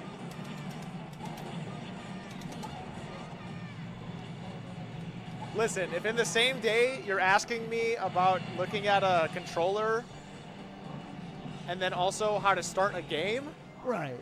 Like I'm sorry. There's some pretty. That's a red flag? That's a that's a red like flag. there's players here that walk up on a Monday and be like, "It's a shmup. What do the buttons do?" And it's like, Thank you, Moonlight. I can't. I just can't. Come on. You can't? I can't. That's why I need to be in charge It's of more it. I can't. Not that I can't. It's like I'm not gonna. Ooh, put me in charge of it. You gonna start coming on Mondays? Ooh. That's been a big programmer meeting day the last 4 Mondays. I thought you were going to say the last 4 years. No, just the last 4 Mondays. All right, Mega Man was kind of fun. All right, I think I should play Little Red Riding Hood, and then I think we should do a bet. Will the producer beat X score on his first play? Have you played this before? He's tested buttons on it before? I've done an IO test. Okay. All right, Little Red Riding Hood. Does it say? So she was actually, I'm sorry, this character was hidden behind a code? I guess you had to unlock them, maybe? Oh, okay. A lot of like the Naomi stuff. It's keeping track of like number of plays, and it would unlock stuff over time. Oh, I like this one. It's got that fog. Oh, This is the same BB hood in MVC2? Yeah, right? Yeah. I like her scooter, that's tight. look And at the. Vampire Savior. What would be a good score? 150,000 first play. I mean, I got what, 200 Yeah. almost. That's quite the low bar, but I'll take it after Yeah, 150, something reasonable. after- Something, you know, not to be cruel. after my last live performance. Do you like 150,000? You think that's Yeah. a good score? Although I think if I played yesterday or on Monday's game, I would have gotten a pretty good score. I would have had the high for the day easily. That game looked pretty easy. You'd take that score? Yeah, if I was playing. I was surprised you didn't play. When you got a lot of people, they're kind of they want to get up on stream and give it a go. I'll go if there's a drought and or if it's a game I enjoy. I could enjoy. Shmups are generally kind of on my 1-2. on my okay list. Droughts are kind of for the day easily. I would have gotten. Although I think if I played yesterday or on Monday's game, I would have gotten a pretty good score. I would have had the high for the day easily. That game looked pretty easy. You'd take that score? Yeah. If I was. Can he use this character? Any character he wants. Why is she the best? I like Arthur. He's my favorite. All right, Cammy's pretty good though too because she's so fast. yeah, I was gonna use Cammy or Arthur. Cammy would be good for a first play because her speed can help dodge things. But like this is kind of shmuppy. I don't like mega speed, to be honest. I like slow and calculated movements. Like when you're playing a Gradius game, you never go for 2 speed upgrades. You only go for 1. When you're playing Dio, you want to skip the speeds. Although if you max out the speeds, you get some chunky points. So I don't know. Oh, no, that was so much damage.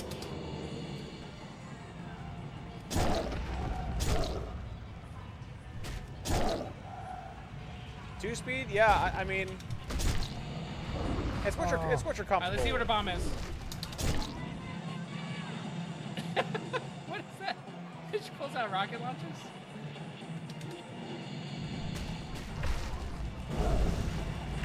Oh. All right, let's see. Oh, she turns too. Oh, okay. Where's your super meter? Is it the S's? That's bombs. That's all 3 buttons. And then the 2 left buttons are your powerful attack. Do you get that unlimited? Everybody gets that.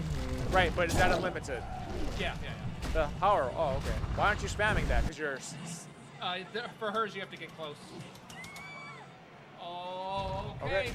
All right, do we have those bets in? We got 30 seconds. Oh, that's plenty. All right. The producer's stepping up.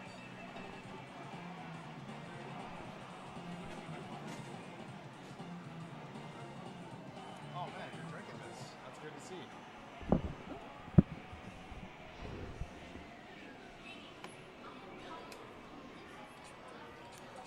All right, chat, what do you guys think?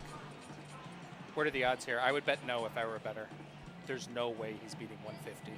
This doesn't look like Arthur from Ghouls and Ghosts. Why is he all jacked? He's in a gold suit. 2,000. All right. Oh, he went with Arthur, my favorite. Oh, yeah, his 2-button left is broken. It's really strong. That? No. The 2 left buttons at the same time. That's that. Oh. No. That. The rockets, yeah. That, right there.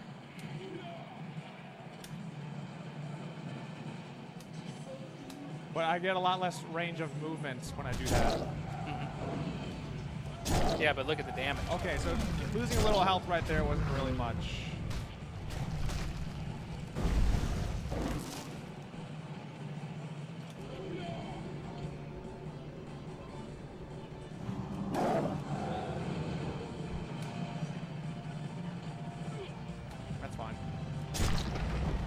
the health go away eventually? I bet it Yes. does. Yep.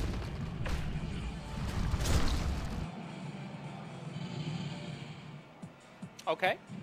Yes, Better's got to be feeling pretty good right now. Oh, it's like he gets this boss early. Oh This my is the God. tough boss. This is very good for him. Get it out of the way early.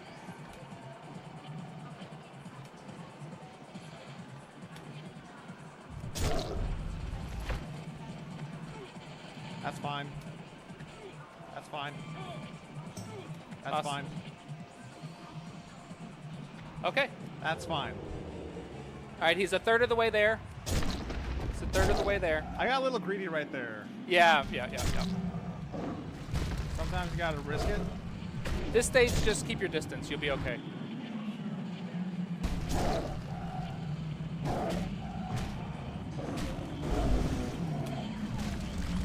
I did not mean to do that, but I'll take it. It's all good. These guys are kind of chunky, huh? These guys are like that one boss in, or that one mob in Resident Evil 9 with the IV thing. I think they go down in one melee attack, though. I should get more points for having full life. He's back up. You do. If you get a health item, you'll get 2,000 points. You're just short of full health.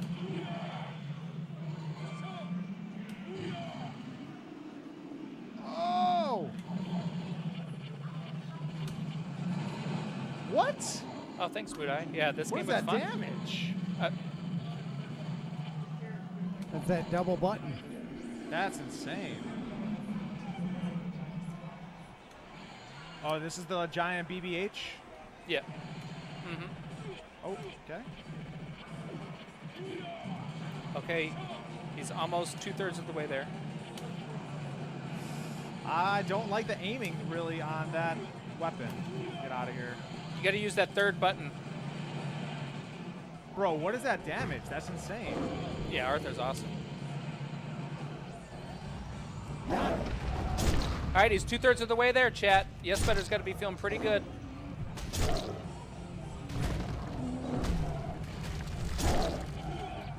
Oh, okay. All right, this is where the run falls apart, huh?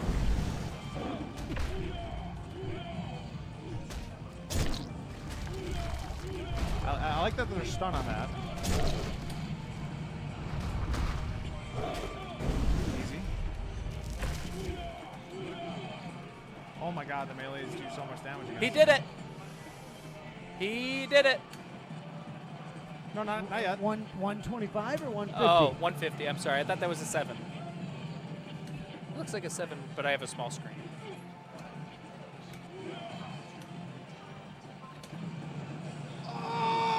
Oh, no. Got him. 10,000 short. All 3 buttons are bombs. Yeah, All 3 yeah, buttons. yeah, You have yeah. 3 of them. Oh, this is cooked.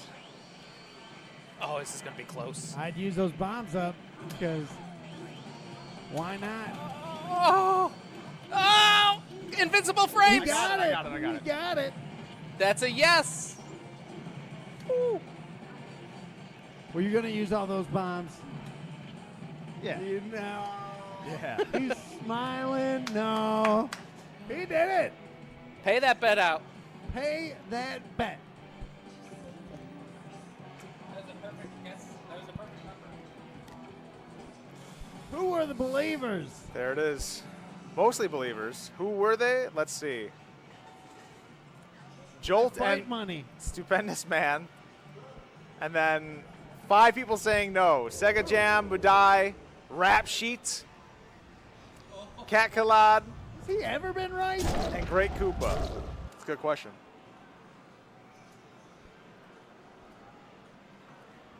First try.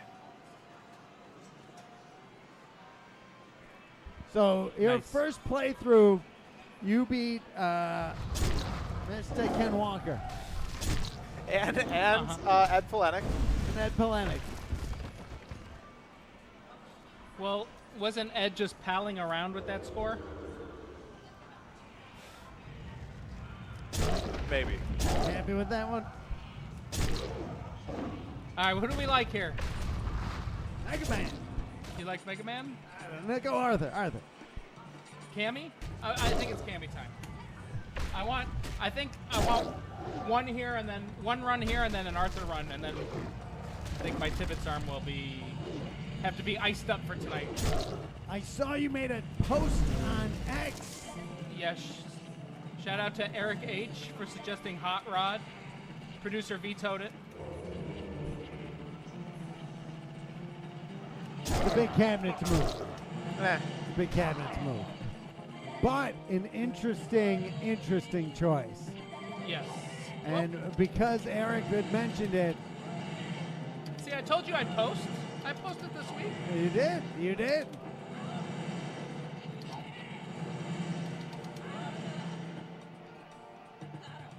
Was there homework last week? Homework was for me to post. So pay that bet out. Everybody's rewarded. No. Was there homework last week? I don't think there was. No. Thank you, Zombo, for reminding me of the homework. That's a good one.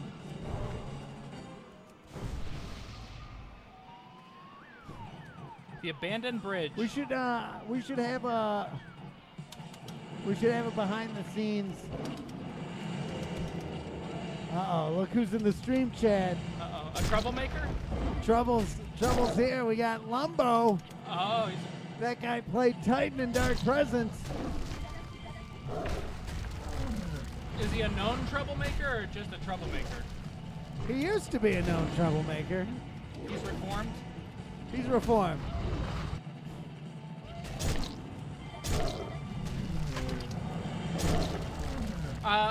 Lumbo was a kind of guy that would own a Dreamcast, right? Yeah. Back when he played games. Lumbo's been playing. Oh, he's playing? Is he playing RE9 with you? Is there co-op in the game? There's no co-op. There's right? no co-op in RE9.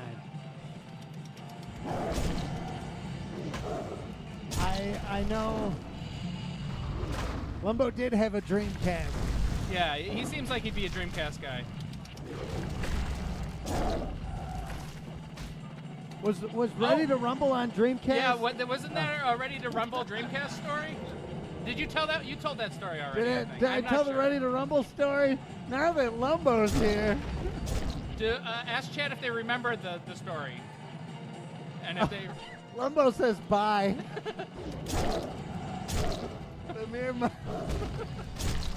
In and out, he just peeked his head in real quick. I'm not sure. I think you told it before, but the chat would remember. A-Train, what is up? All right, did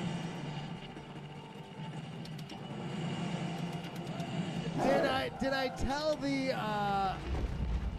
Ready to Rumble story before? If you guys know it, I won't tell it. Do you remember it? Ready to Rumble.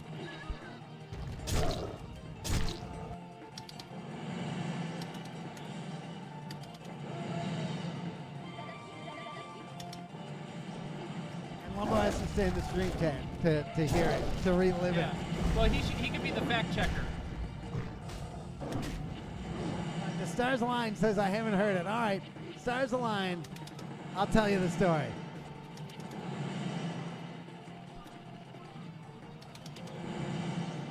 What did I say? I haven't heard it. Okay, so let me get this right. Lumbo, did we do stock balancing to get you a Dreamcast? Let me let Lumbo answer this first, and then I'll go into this. It doesn't even really matter. Lumbo had a Dreamcast, and I had a Dreamcast, and we got it at the same time. And we were both like, oh, we're both getting this at the same time. We should start playing, and you could create your own boxer, and we can have them fight. We'll wait a month, and we'll play. I never played versus games. So, Lumbo always wanted to play against me on stuff. And we were like, okay, this is how we're going to do it. we're gonna both create boxers, and you play, you make your best boxer, and then we'll meet up in a month and we'll fight. So I was playing a lot, and I was like, okay, I'm gonna play a lot. Like, this was a job I was playing. I had a friend of ours, Mad Dog, was coming out, and he was playing as my character. All we were doing was training, and your attributes, your character would change.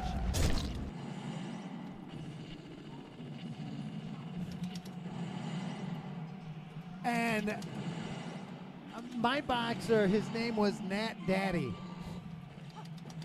Okay. And I had forgotten his name. I just recently messaged Lumbo because I was regaling Mimi with this story at dinner one night about this. With that name, it sounds like you enjoyed fun more back then. I was having more fun. Different, but fun was different for me. I always do love when I get to really get Lumbo with some Zingers? some singers. So we're playing, and I'm like checking in with Lumbo. I'm like, Lumbo, are you playing? And he's like, yeah, I'm playing. I'm getting some time on it. Not as much as I want. How about you? And I'm like, no, man, I've been so busy. And meanwhile, I'm like sweatshopping playing this game when I'm not playing. Mad Dog's playing it. You outsourced? I outsourced training my boxer, and so like I hit the max level. It's like you can get level 99. My guy is now in agony being alive because he's so covered in muscle, and he's now his arms are dragging on the ground because all my stats are absolutely maxed. His biceps, he's just an absolute monster. He can practically take no damage. And it's like the first time I ever let Lumbo beat player one, because I wanted his boxer to get in the ring first. A rare treat. A rare treat for Lumbo, and Lumbo's like, okay. He's like, he comes in and he's feeling pretty good. And he's like, yeah, I put some time in on my guy. He's like, I didn't tell you, but I got some extra time in. I'm like, Lumbo, you're pool sharking me? And he's like, all right. So his boxer comes out, and his boxer looks like it's a guy that's hit the gym. And then Nat Daddy starts making his way to the ring with his arms dragging behind him. Like a Bugs Bunny cartoon. He's too big to be alive anymore, like a Bugs Bunny cartoon. Nat Daddy, it's like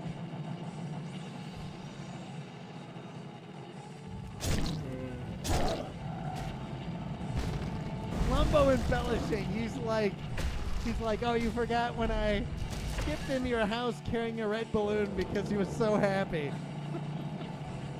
Lumbo came in thinking that he had the deck stacked in his favor.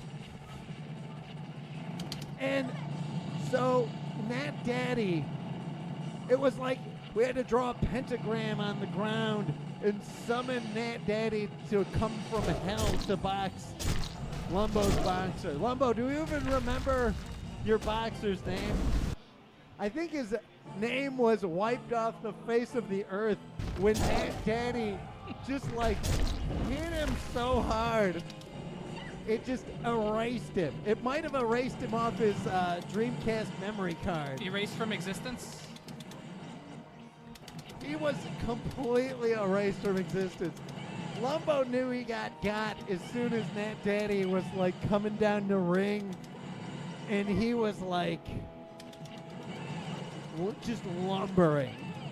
Lumbo knew he was done. He couldn't even get close. Like, Nat Daddy would punch, and you'd be like 8 feet away from him.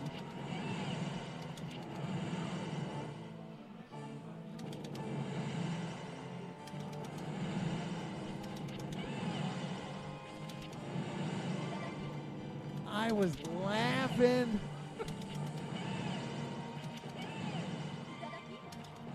Oh no! Oh no! Oh, Lumbo was using a stock guy. Like, Lumbo hit, like, I'm going to train this stock guy to be all right. My guy was completely custom from the ground up.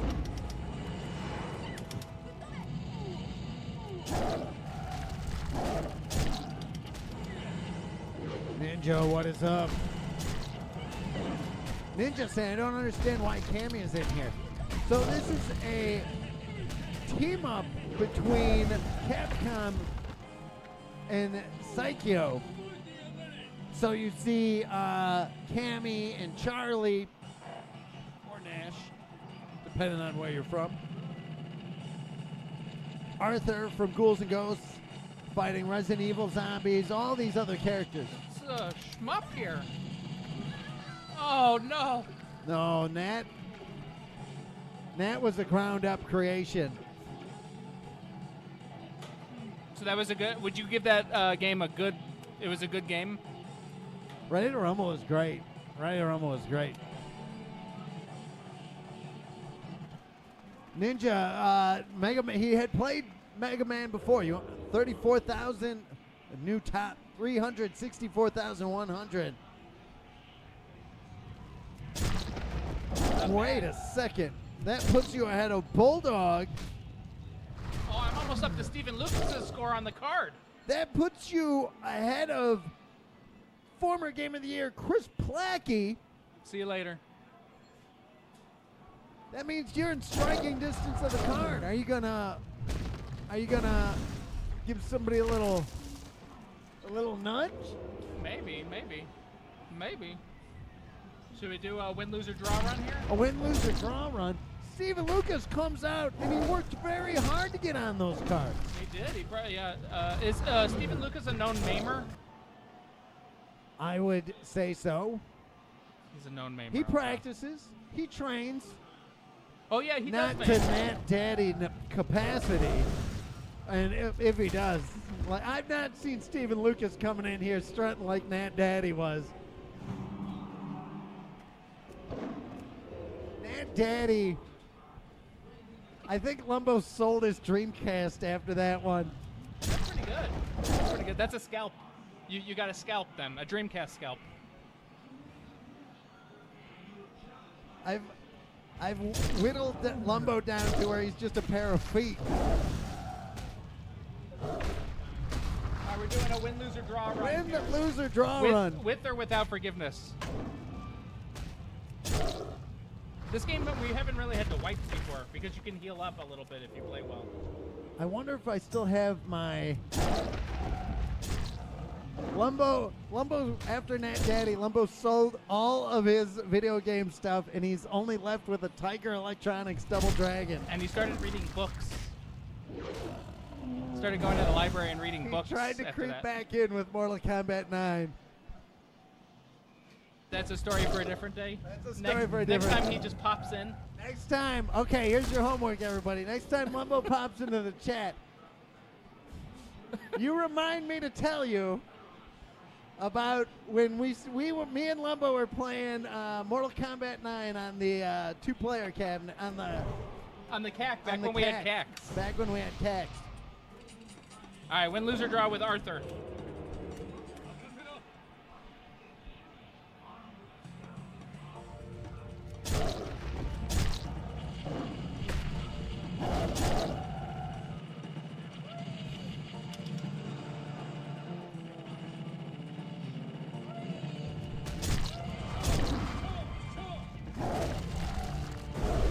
Lumbo asking, did I keep a journal of these beatings?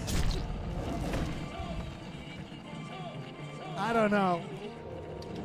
They just stick it. Usually, I try to recount them every morning first thing. I go through the list.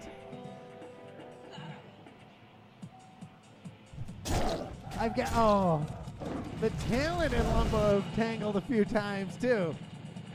I remember there was a Street Fighter tournament at the house once.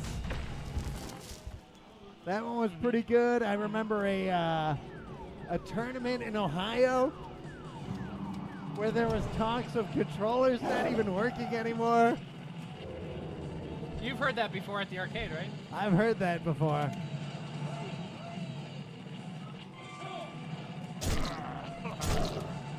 There's lots of stories to tell. Lumbo said, "Dear Diary, I beat Lumbo again." Do you do the now I lay me down to sleep and then thank you for letting me beat Lumbo and stuff like that? Let me count. Let me count my blessings. Let me recount my blessings. Oh, there was the Nat Daddy. That was a savage beating. There was the Mortal Kombat 9. Man, there's a lot of stories to go on. We got plenty. We've done it. Me and Lumbo, we used to, it was me, Lumbo, and Tom Stone. We would play Resident Evil Outbreak. And no kid, me and Lumbo and Buck, I had well over 600 hours in Outbreak. Looking for something specific? I had 100% of the achievements completed. Lumbo printed out, he was working somewhere, and he printed out, it was like a phone book. He printed out all of the game FAQs of how to do all this stuff.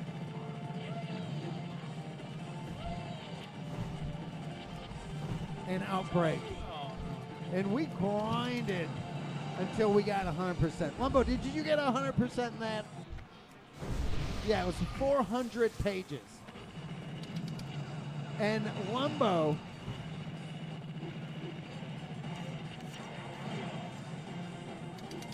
the kind and generous guy that he is, he printed me out this book.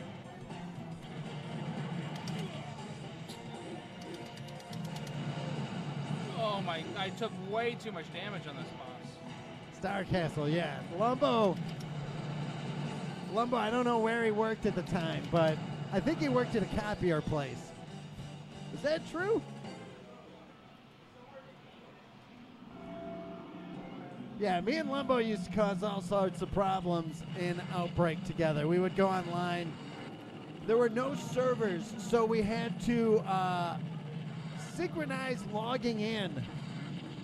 And we're talking on the phone, and that we had this figured out how to like just train wreck people.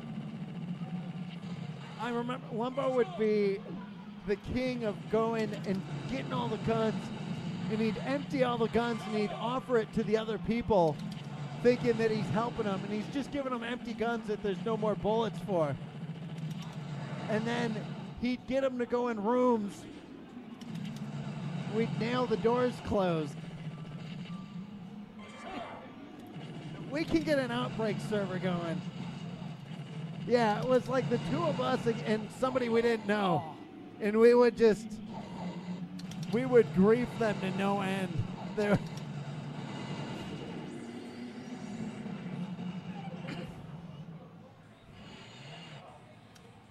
Giant BB. Giant Lord BBH. Yeah, Mudai. We had, when all of us would play together, Buck. Oh, yeah. So you guys might not know Buck so much. Buck was,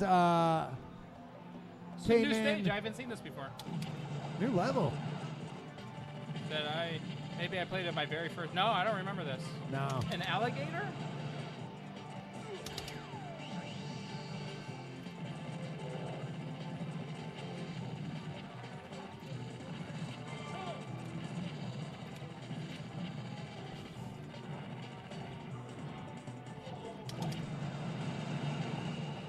Oh, those guys took the rockets like a champ. Oh. Oh no, these guys are bad. Oh.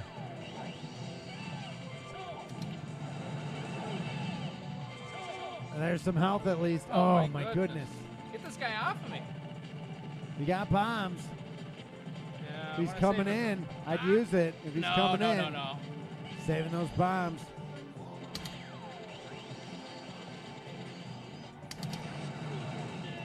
No! You gotta use it. Oh. All right, that was fun. That's a good game. I recommend.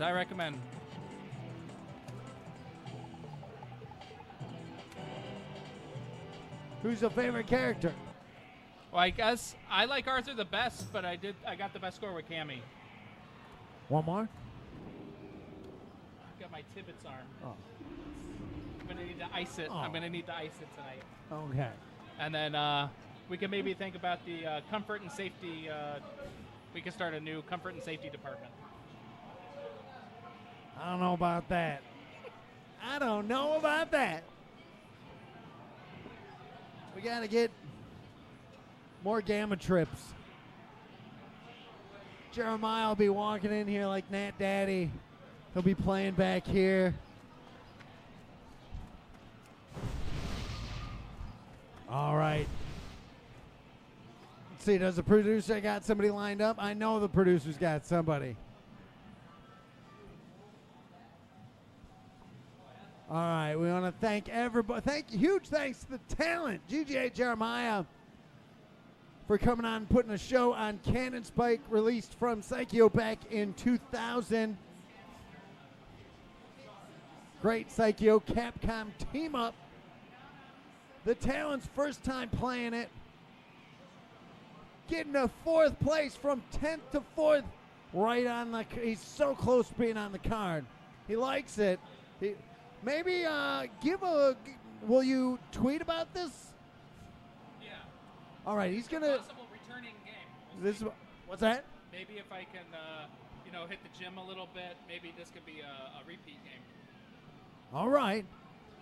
Well, let him know. Make sure you're following him on X and YouTube. He's gonna put out some YouTube videos. Always at GGA_Jeremiah. Huge thanks to the producer. He's been posting a lot on our TikTok account. Make sure you are watching that. Make sure if you're on TikTok, give that a like, a follow. I've got a solid Instagram post coming up. We got some YouTube stuff coming up, so make sure you're just following us everywhere, because that's the way to do it. Amiga Cammy, I cosplayed this Cannon Spike. Amiga Cammy, a fan of Cannon Spike. Very awesome. All right, Waffles has somebody that we're going to. Stephen Lucas, your former Gamer of the Year, going to be streaming later tonight, so make sure you're on point for checking him out. He puts on a good show. I like his podcasts. We will be back. Don't forget this Saturday, Brian Glenn is here. Brian Glenn, one of the legends of Mortal Kombat, played Shao Kahn in Mortal Kombat 2 and 3. He will be here signing autographs. Make sure you're coming out for that. And if not, we'll be back on Monday. And maybe we'll do the Sunday stream, so keep an eye out. Waffles looking like a fish. He would put up a fish market amount, but he would probably be right. He'd probably be right on that. Podcast coming soon, too. All right, but thanks, everybody. Awesome stream, a lot of fun as always. Until next time, thanks, everybody. This is Mac from the Galapagos Arcade. We'll see you on the arcade soon. Thanks a lot, everybody. Moodai, Milestar, Stephen Lucas, Lord BBH, Cammy, Elser, Elwood Blues. Thank you all so much. Hope everybody has a great weekend, and we will see you soon. Thank you so much, everybody.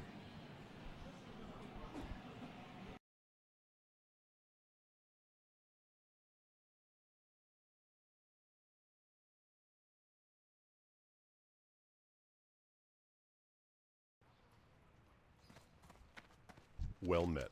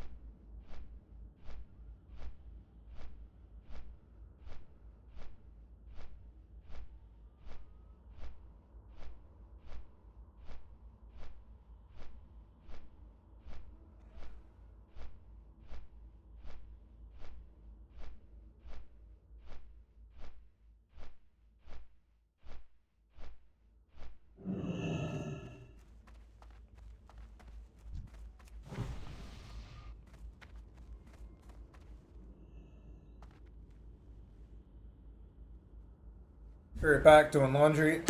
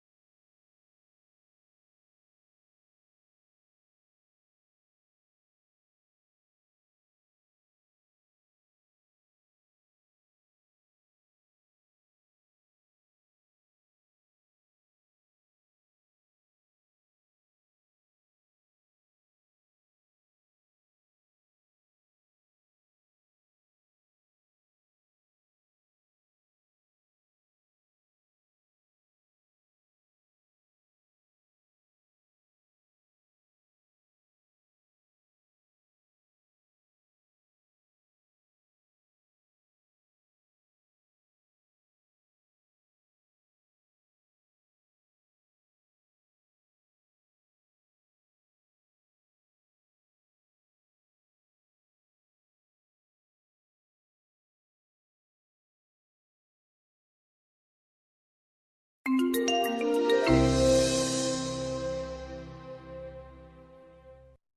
I kind of want to jump in at just the very start. So how did Critical Role really begin? It grew out of a house game, but how did you take it from that to this massive digital entertainment conglomerate that you are now?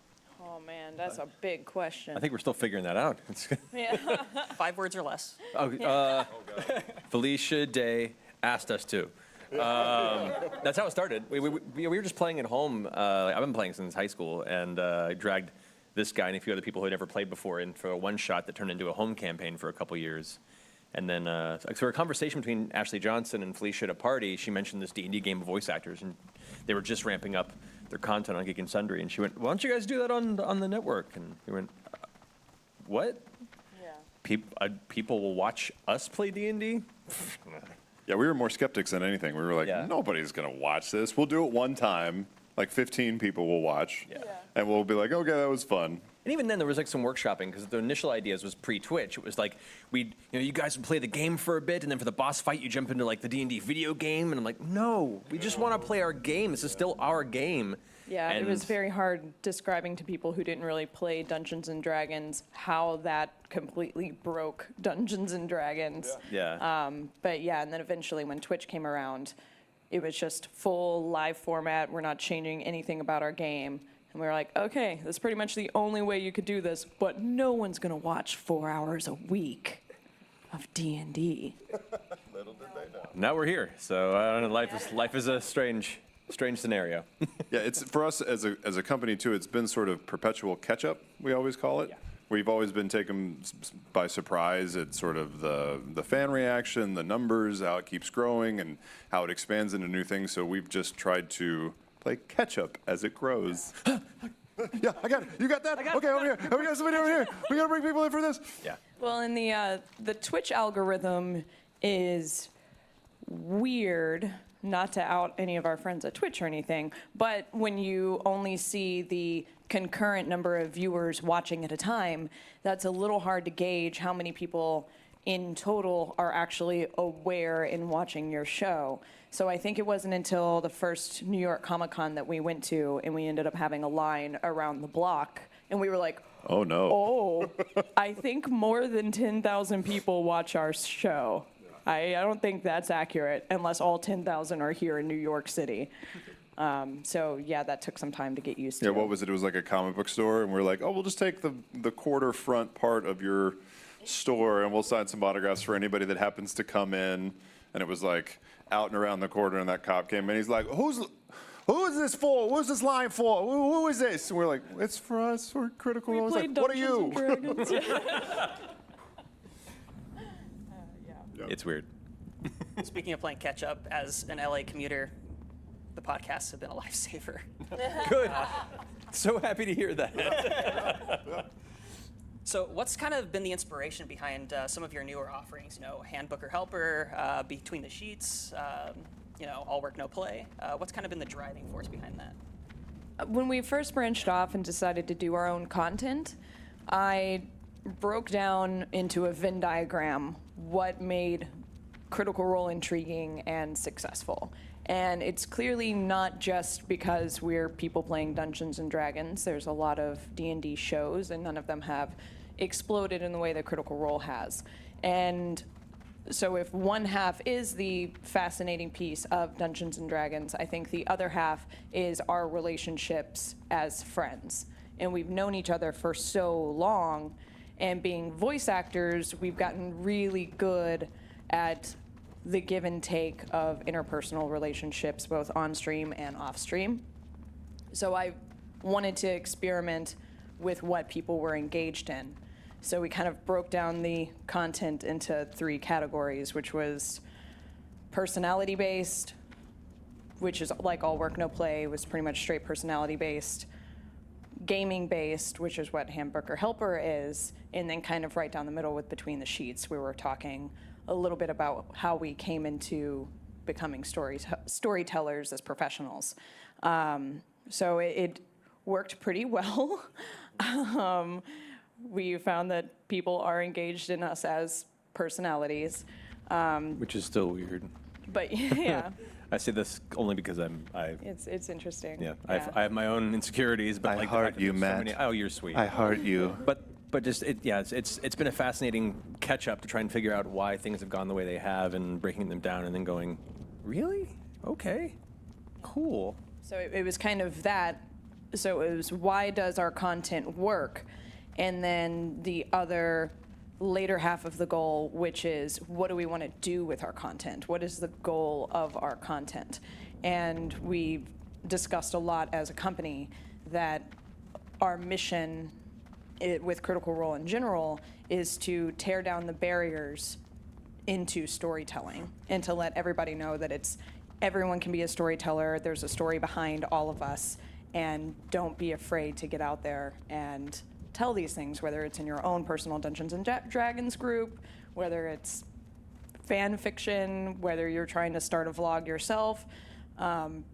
Try to lower the barriers to entry. So that's where Handbook or Helper came from, was trying to not have people be so intimidated by the player's handbook and to just get people playing. There's nothing harder than going to a bunch of people who never played a role-playing game.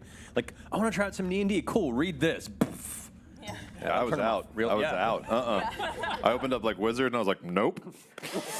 Calculus? Nope. No thanks. I want an axe. Can I hit things? Cool. Just tell me as we go along. That's all I need to know. I watched the Hamburger Helper videos and I'm like, like 6 years later, yeah. But I mean, there's so many pictures. It's practically a picture book, really, like all of those player handbooks, you know? Oh, straight up, yeah. This table is technically a picture, right? Technically. Yeah. A very square, repeated picture with numbers. No. Travis? And Brisha, you were mentioning that like all of this was about, letting people tell their own stories, and that's all nice, but was it really just a matter of getting Sam and Liam into a hot tub and recording that? Is that the main goal? I mean, if we're being honest. Oh, you cut to the core of us. What can I subject my friends to? And say, oh, it's for production. People love it. It's great. Well, cool. So I want to touch on a little bit more of like, turning this home game into kind of this internet phenomenon and kind of like your own relationships with D&D as like a game and just kind of as a system almost. So how did each of you kind of start playing D&D? What was your first introduction? Well, I can say the first time I ever played was at Matt and Marisha's apartment for the very first game that we ever had. I had remembered hearing about D&D from people, other voice actors like Yuri Lowenthal and Crispin Freeman, and when they talked about it, I was always really intrigued. From a video game perspective, there are open sandbox type games where you can go wherever you want to and engage in certain missions as you want, but you're still limited by whatever is programmed. And the first time that we played, I was very meek and timid, and Matt was asking me things like, what's your character's name? And I was like, oh, shit. Grog. And he was like, okay, Grog, what does your barbarian Goliath do? And I was like, what do you mean? He was like, what's his backstory? I was like, he makes fine leather boots. And he was like, okay, we'll get there. And later on in the game, when there was this intimidation moment with like a tavern keep, he was like, what do you do? And I was like, I mean, can I do whatever I want? And he goes, you can certainly try. And the first thing that like came off my head, and he just went with it and rolled with it. And I was like, oh my God. Literally anything that pops into my head, you will try and roll with. And so the limits off of like what you can try were just taken off. And that to me was the real hook, right? Like the real drug, because it was like, oh geez. Yeah, I'm not limited in any way, and I think I had never viewed Dungeons and Dragons in that way. And then came all the other things with the complex characters and the storylines, and just keeping up with what everybody was doing in the game and how invested you become as more clay gets slapped on the sculpture. And so that's where I fell in love with it. And I was like, oh man, I had a preset idea about what this book was and maybe how it was played, because of what media back in the 80s and 90s told us, and I was just wrong. Yeah, both Travis and I were spoiled because Matthew Mercer was our first dungeon master. So that's hard to recover from. Yeah, for real. So You're Bay. Matt Mercer is Bay. Yeah. I didn't get into Dungeons and Dragons until I moved to Los Angeles because I'm from Kentucky, and the Satanic Panic is still very much kind of a thing there. Basically eradicated D&D, and now it's slowly coming back. Well, Kentucky, Texas, we got a southern thing. It's, you know. so woo. I'm from Missouri, so I'm down. See there? Double woo. Slap hands. But half of the country, woo. And then I was deeply interested in trying, and we met through mutual friends. And Need help? just kind of came to you one day, and we were like, can you run a game for us? And then after that, I went and did a few other games, but just kept coming back to Matt Mercer. Dang it. First one's free. I was gonna say, once you get a taste. Part of your master plan. Exactly. Now, I started in high school. I was a freshman and was just joined this anime video game club called the Popular Arts Club that I eventually became president of, and met Sanjay here, actually. But the guys who were running it at the time were all these like track and field, like, you know, really fit, awesome kind of guys. And they're like, hey, Matt, want to play some D&D? I'm like, sure, what's that? Whatever, I'll do whatever you want. You guys are cool. Is that homework? Am I doing it for you? What is it? And so they brought me into the game, and as soon as I started reading the books, like I'd seen some of the art and things about it, I had kind of an interest, but never actually dove into it, and it just consumed me entirely. And so I built this really elaborate character and like this whole theme, and I was so excited to play, and then I started playing with them. And they're great guys, terrible gamers. I love them to death, but it was really frustrating because I was the only one that seemed to be trying to push a story, and they were just like, I want to roll high numbers and fool around. I remade Ryu as a warrior. I'm shooting Hadoukens. Let's go fight at an In-N-Out. I'm like, what, really? Yeah, that happened. We traveled to modern day and went to In-N-Out and had a burger and gained a level. This is legitimately one of the sessions that happened. But I got frustrated and was like, I know this can be bigger, I know this can be better. So I left that game and started running my own, invited two of my good friends to play. And I've just been dungeon mastering ever since. And it's through that space with my friends that I've kind of come out of my shell as a person. I got enough nerve to start doing theater. I learned a lot about kind of honing my ability to be social as an awkward artist kid growing up. So yeah, I've been D&D while you guys were fully formed human beings by the time it came around to you for the most part.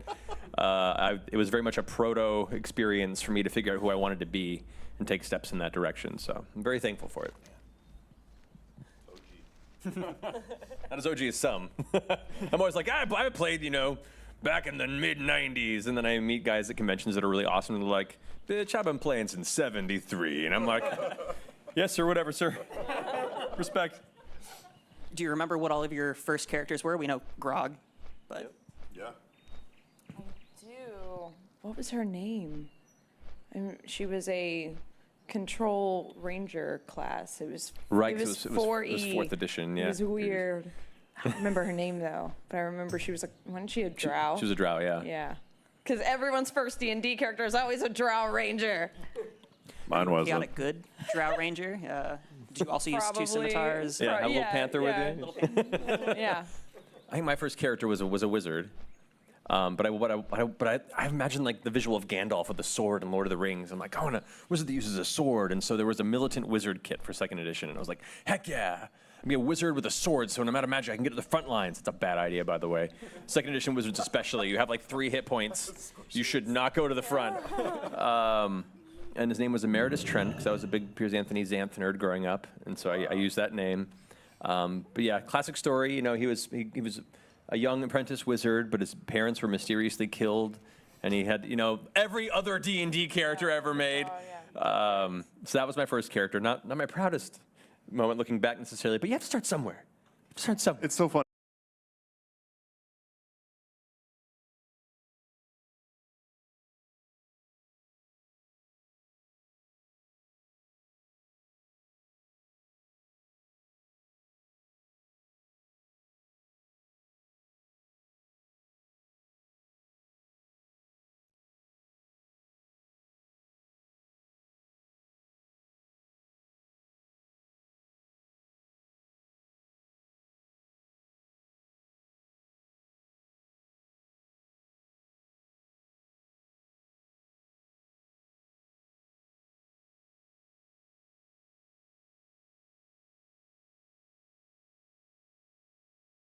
funny how the backstories are all kind of similar. I remember before the second campaign, Matt was like, when you're making up your backstory, don't afraid to let your parents be alive. I was like, yeah, okay. Yeah, like being a hero is a pretty dangerous career in fantasy realms, but being a parent is twice as dangerous.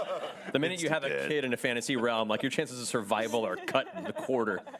Oh, you're having a kid? Oh, sorry.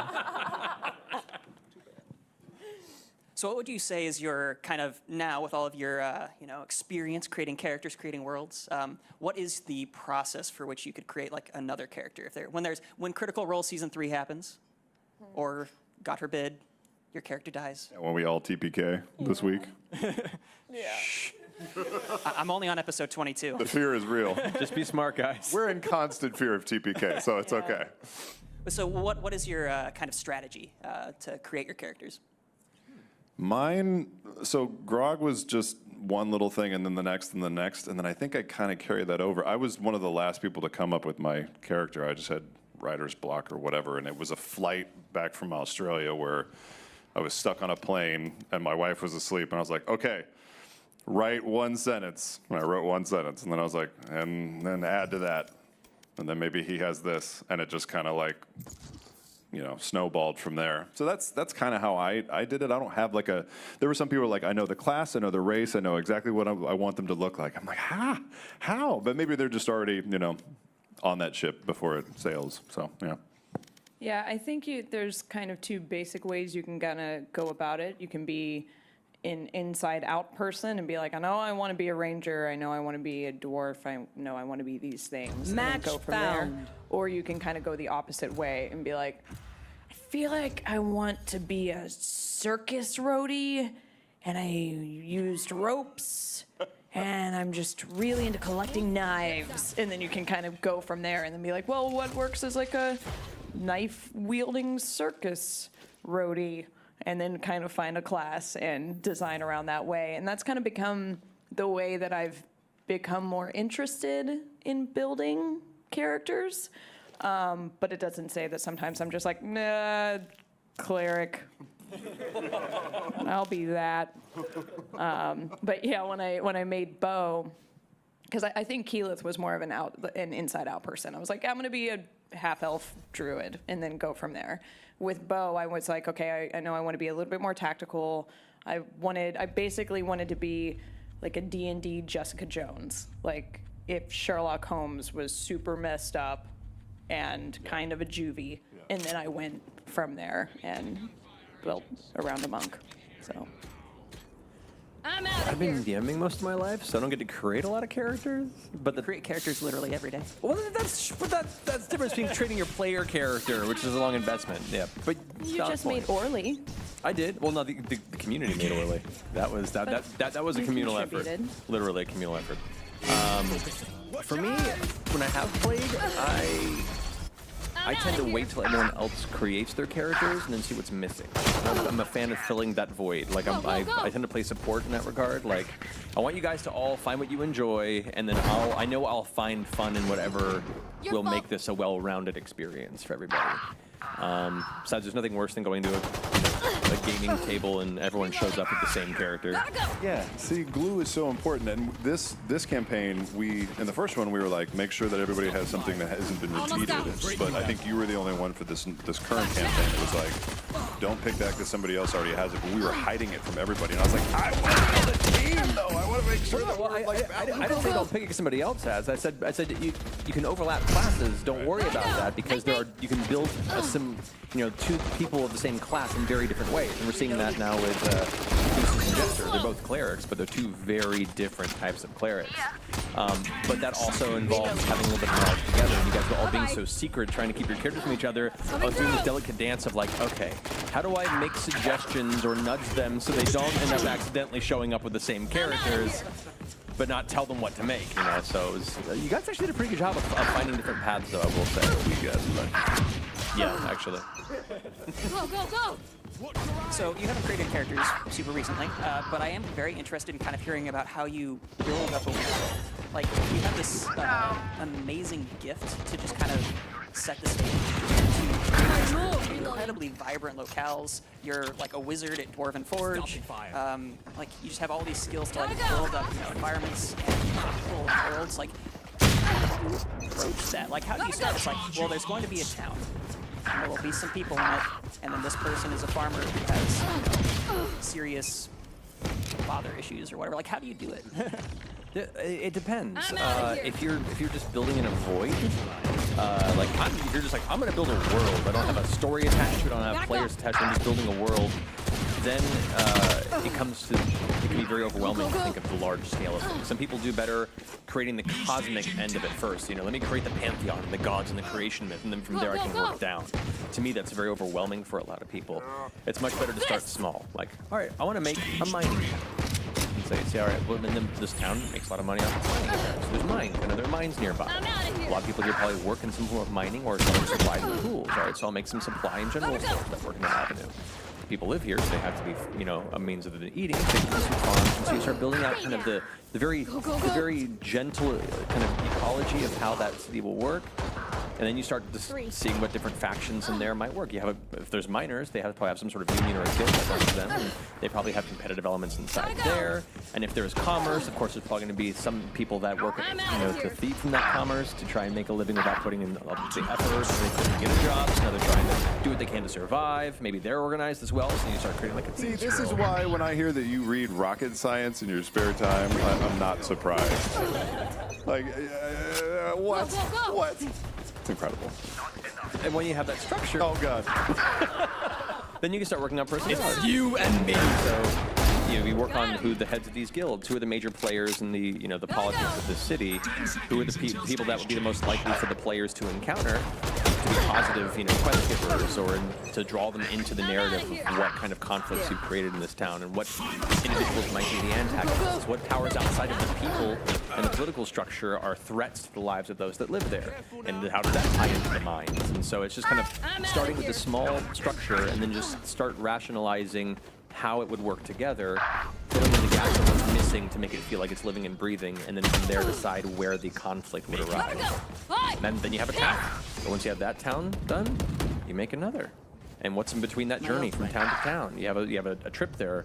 Are there hills where bandits live? Is there an area where a bunch of owl bears have been roosting, and last season they had a lot of kids or whatever. Now there's an owl bear, overgrowth where they're just like they're attacking people left and right, and then you just expand and expand. That's all I think about these days, guys. That was 5 words or less, right? Yeah, I think so. I often think of owlbear ecology as well. See, yeah, the things that keep us up at night, man. So the common rule of thumb I've heard is for DMs, for an hour of game time, there's usually an hour of preparation. What's that ratio for you? That's changed over the years. Okay. It used to be that way. I'd say for hours game time was an hour of prep. For the many years I was running my own, depending on sometimes a little shorter even. If it was like, it's just me and 3 of my friends, and we're just going to be improvising our way through this, it'll be fine. When we began doing the show and began finding an audience, and I realized there were people creating wikis and checking over all the consistencies in my world and having arguments over forums about different facets of the universe. I'm like, oh no, I have to make sure this is all consistent now. So I'd say my prep time has probably doubled, just because part of it is the creation process, and the other half is me paying very close attention to my internal lore and to keep it consistent with everything I've already said. And I'm also going back and researching my old notes and triple checking things. I put out a campaign guide, a year and a half ago, and that was an experience of going through all my old Madman scrawlings from campaigns, in sessions past, and going, oh god, I have to make this legible to a normal human being. Oh god, so I had to deconstruct all that. It's been a very unique adaptation process, definitely. Running low. So it can be a very personal experience.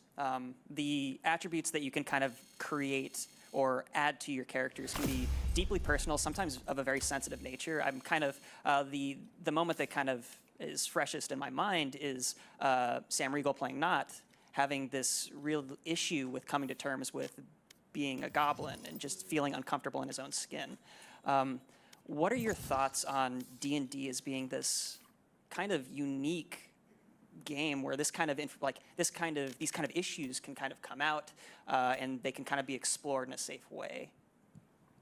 I mean, I think that's one of its biggest strengths. I think it's a safe space, especially when you have a group of friends that you've come to trust at the table to step into the shoes of another person, whether it be someone that you want to be more like, or somebody that is not like you at all, but you want to try and connect with and empathize with experiences outside of your own personal ones. It's a place to explore these themes safely and talk it amongst each other. And whenever anybody crosses a line, you discuss that and talk about it, and that person learns about boundaries as well.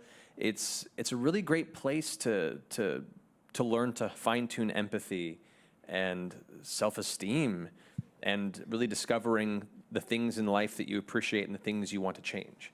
And it's been that for me for the past 20 plus years. And even just, and at the same time, finding friends that you feel comfortable enough being able to explore that with. Like, this guy, before we started playing, I knew you passingly from projects we'd worked on, and it was like, oh yeah, Travis, he's that big guy who, probably beat me up in high school. Like, Oh, no. No, well, I'm just saying, that's what I, that's what I assumed because you were. Give me your lunch money, Matt. Yes, And scene. But through this game, I trust you with my life. Like you find these friends that you go through these experiences together, and you find like-minded individuals that have been through these adventures with you. And I don't know, there's no other bonding experience quite like it, in my opinion. Yeah, I genuinely believe that D&D can improve almost every aspect of your life in some way, shape, or form.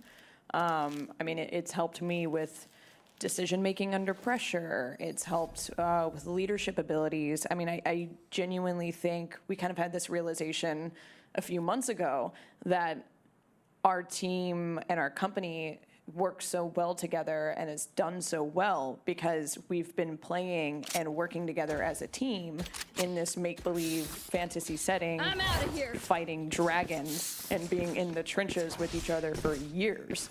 So when we have this imaginary memory form together of us taking down an empire or fighting dragons, and you're like, oh, we can easily tackle this contract.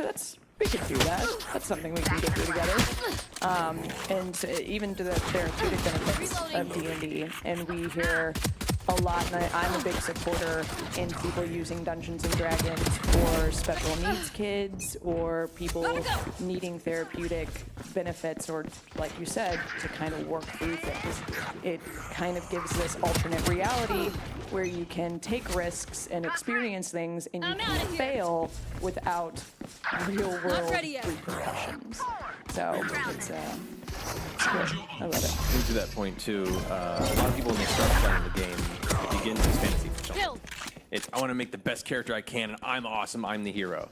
And you begin to learn that in most cases, in order to survive and to see the story through, you have to know what you're good at, what your friends are good at, and respect that place when that is necessary, so that you learn wonderful team building exercises and knowing how best to work within that team, know what your strengths are, when to step forward and when to step back and let somebody else step forward.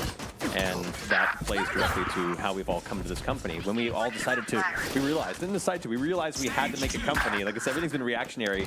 We're like, okay, what's everybody gonna do? And that would be a hard place, and many times in my life with other people where it's like, well, we all want to be this, we all want to do this, and this we were all fit right into our roles because we all knew what we were good at, we all respected what each other was good at, and it was like the easiest creation of a company I could ever have expected, and I owe a lot of that, I think, to us having the experience of gaming together.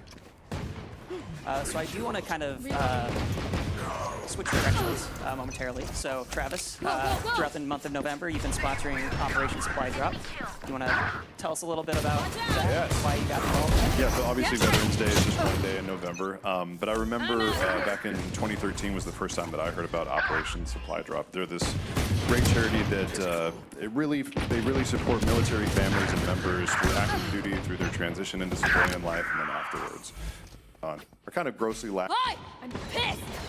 I love the organization, and I think we're going to do a charity like first-person shooter thing, because I used to be decent at those, and now it kind of sucks, so we're going to let people hop on and abuse me for a while, so yeah. In places where you can really contribute and be that hero. And I think charitable work is one of the great ways that you can do that. And so not only does it give us the opportunity to help out, but really. Your fault. Gotta go. We're going out. Gotta go. Back in a flash. Shocking. Not ready yet.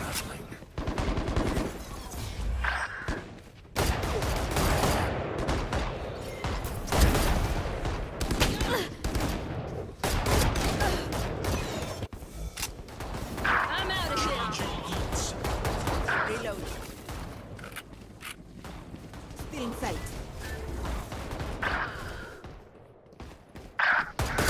Get out of my way. Reloading.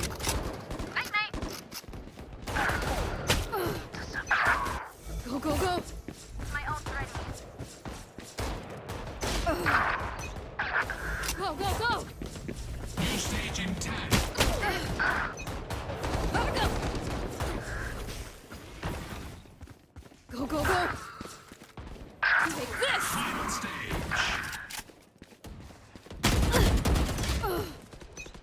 I'm out of here.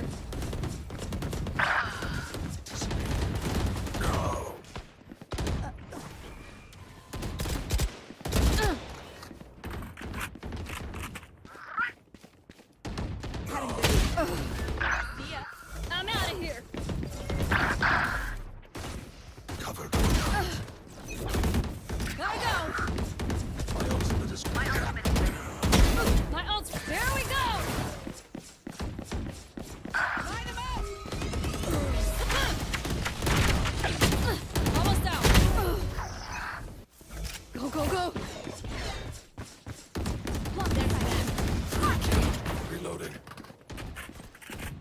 Slowing them down. Take this. Shocked one. Oh, pissed. 15 kills.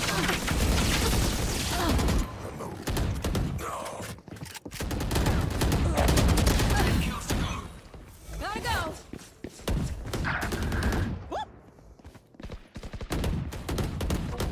Stay down. Done. Reloading.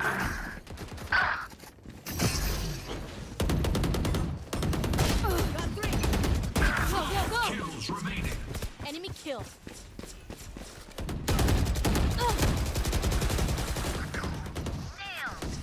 Sight.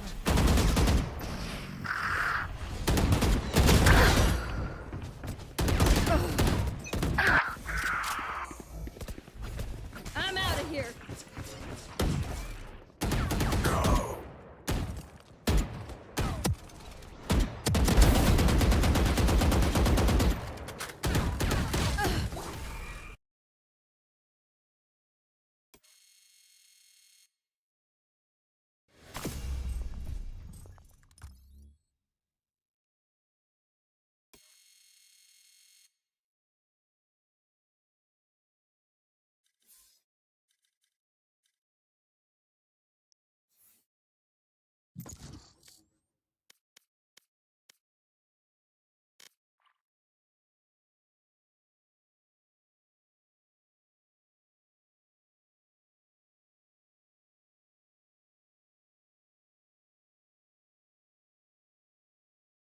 Match found.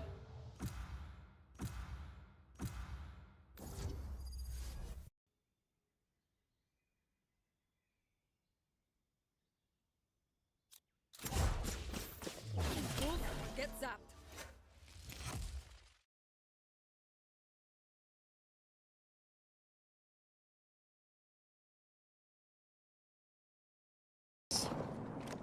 I run into another team.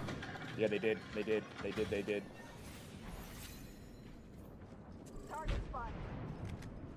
Where? Right out front, I think. Taking him out with a decoy.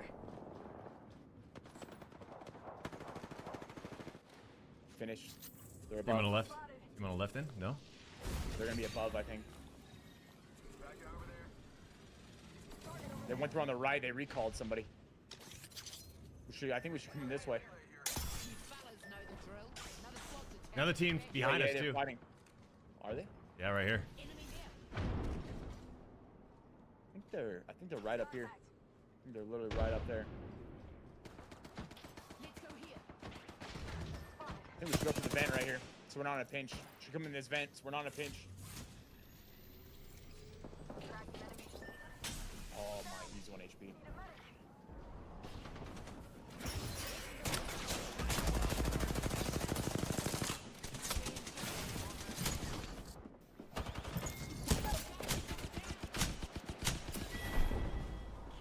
One, two, three, four, five. I got, the more I play the map, the more I am right.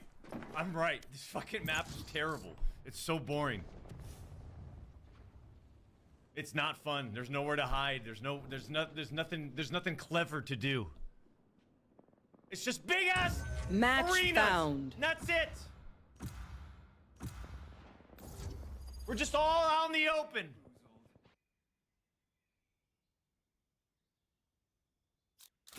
Move or get zapped.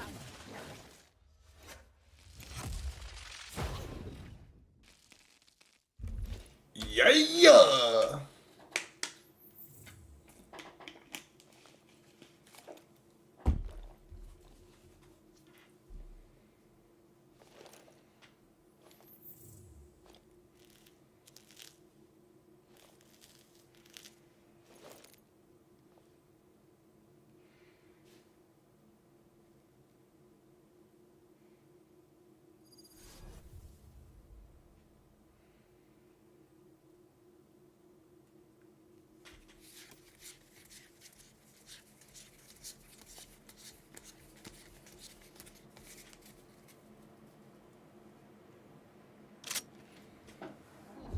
All right, team, let's do this.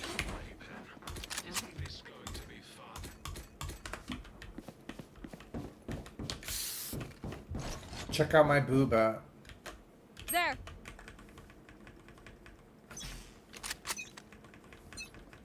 And they're off. I'm out of here. Don't miss me too much. Go, go, go. Next. Smart move. Sorry, little win. There's that. Gotta go. Stop it.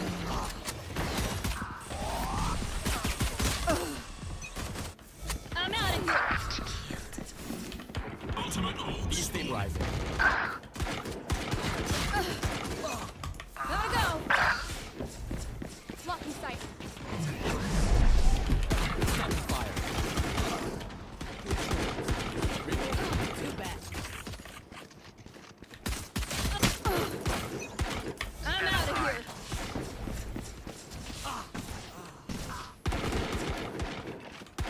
10 seconds until stage change.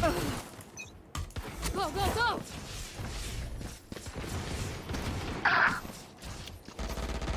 Stage 2. Blocking sight.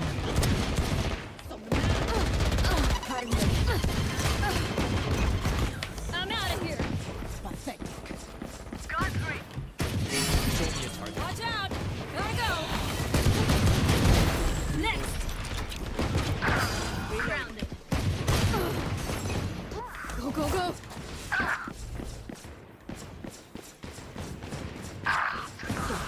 I'm done.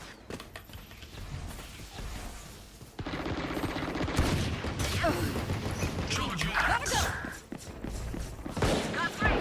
We're good. Back off. Stop fire.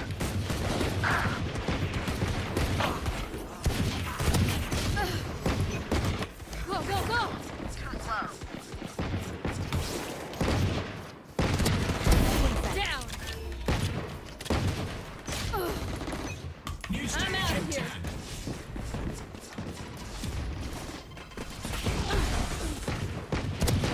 Enemy down. Stage 3.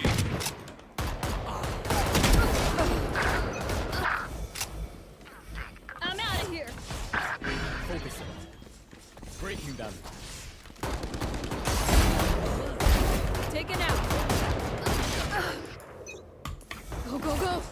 Be right back. Get out of my way! Blocking sight.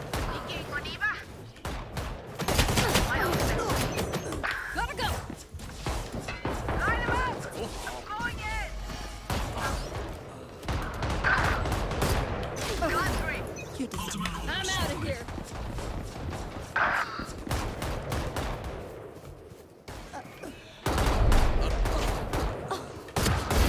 Got one. In sight. Not enough.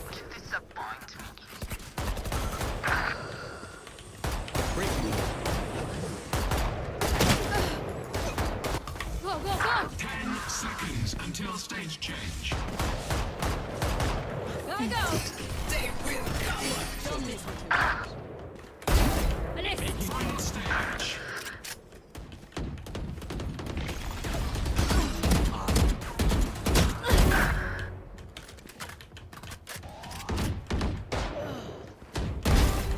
That's 3. Go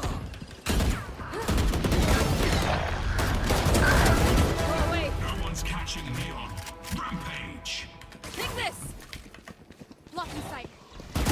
I'm turning right now. Gotta go! Oops. 3.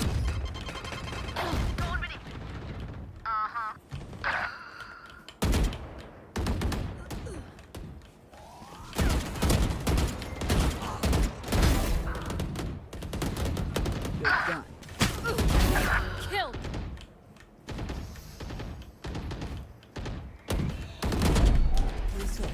Charge your ults. Go, go, go!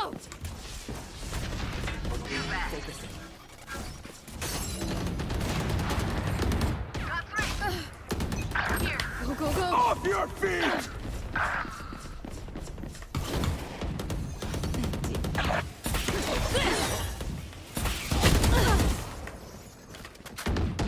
Making cover.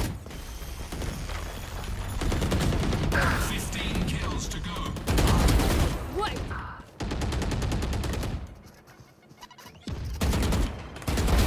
They're dead. Back in a flash. I'm out of here. The hunt begins. Cut him division. Bye-bye. One down. Gotta go. Shortcut. Sorry, little Lynn. 5 kills remaining. I'm out of here. Shock it. You're done.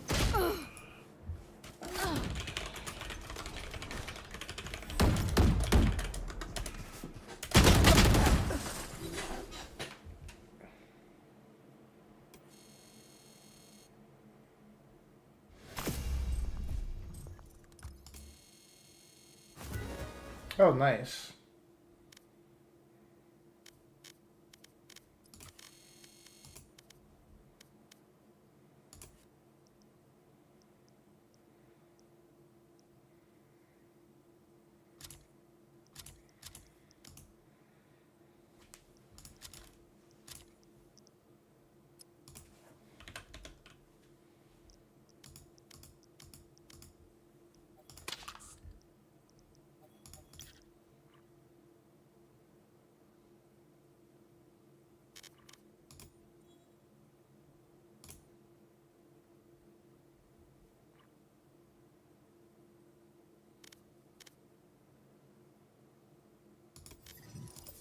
Alright, I missed finish that off tomorrow.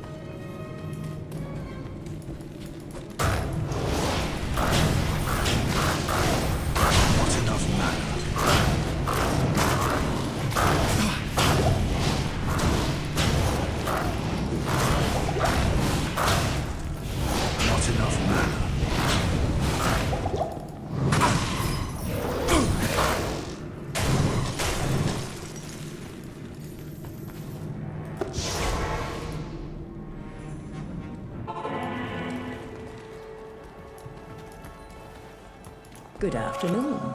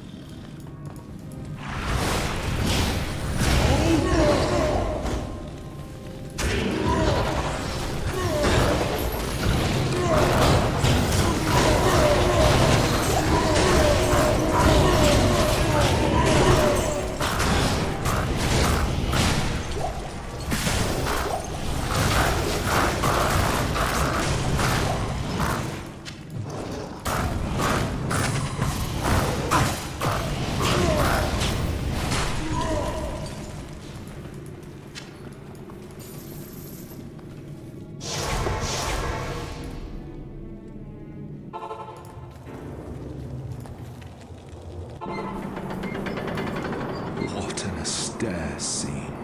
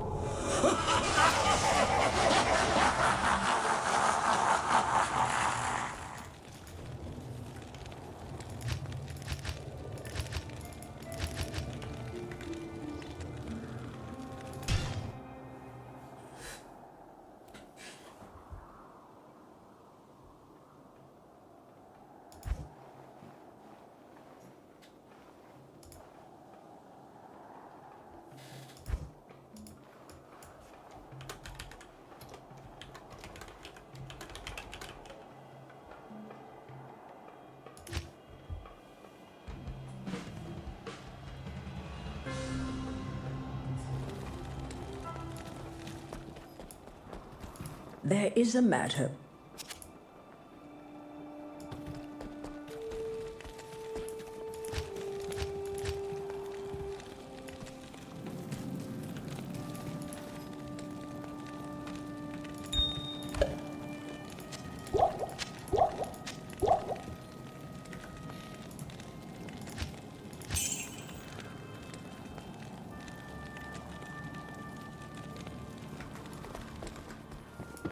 Afternoon.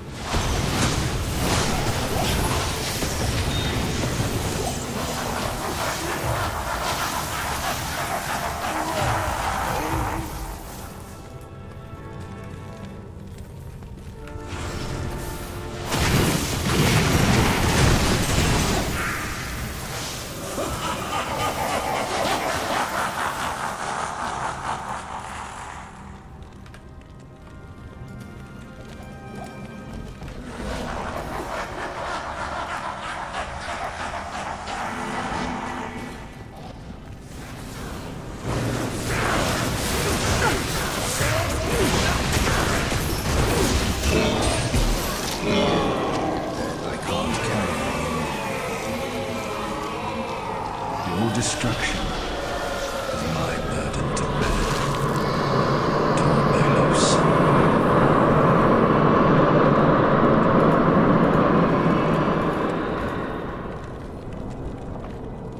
Greetings.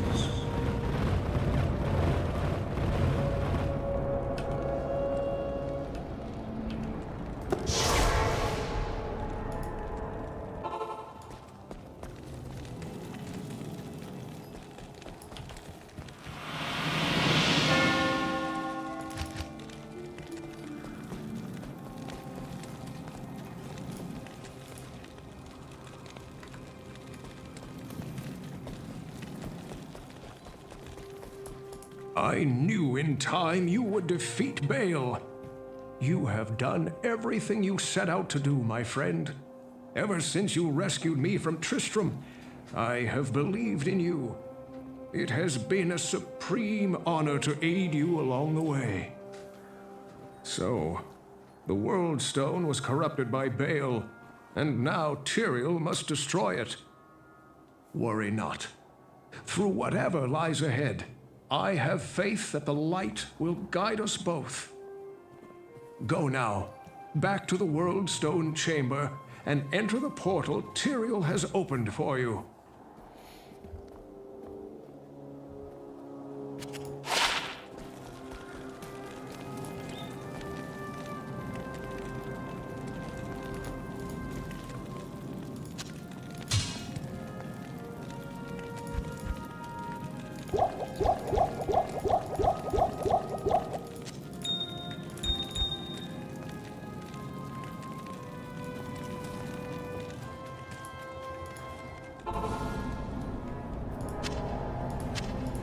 I am overburdened.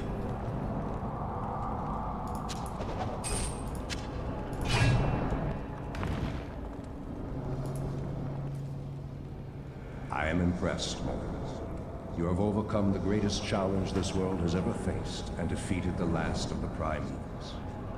However, we are too late to save the World Stone. Baal's destructive touch has corrupted it completely. Given enough time, the World Stone's energies will drain away, and the barriers between the worlds will shatter. The powers of hell will flood into this sanctuary and eradicate your people and everything you've labored to build. Therefore, I must destroy the corrupted World Stone before the powers of hell take root. This act will change your world forever, with consequences even I cannot foresee. However, it is the only way to ensure mankind's survival. Go now, mortal. I have opened a portal that will lead you to safety. May the eternal light shine upon you and your descendants for what you've done this day. The continued survival of mankind is your legacy. Above all else, you have earned a rest from this endless battle.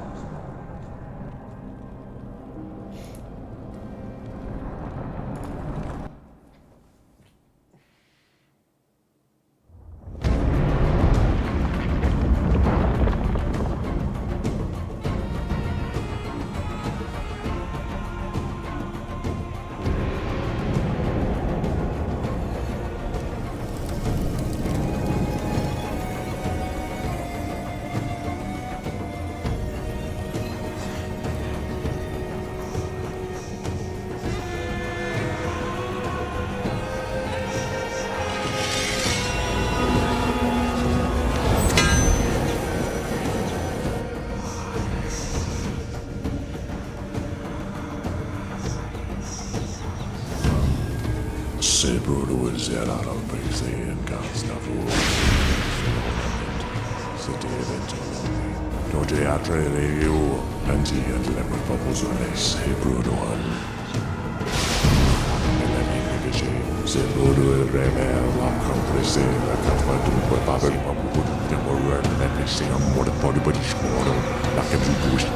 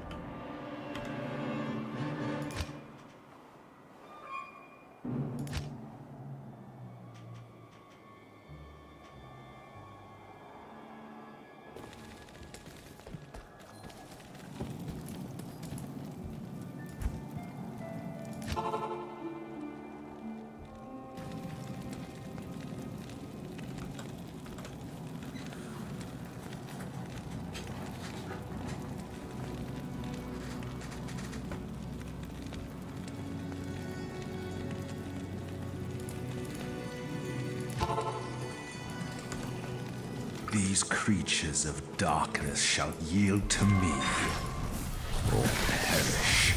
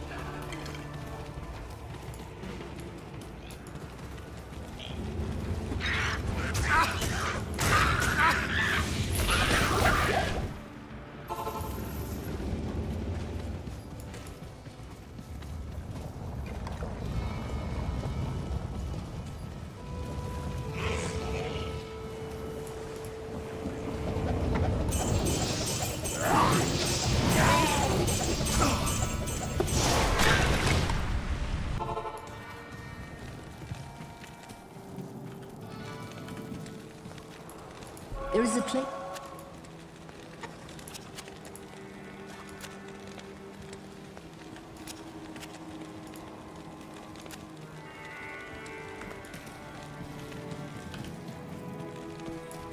Hello.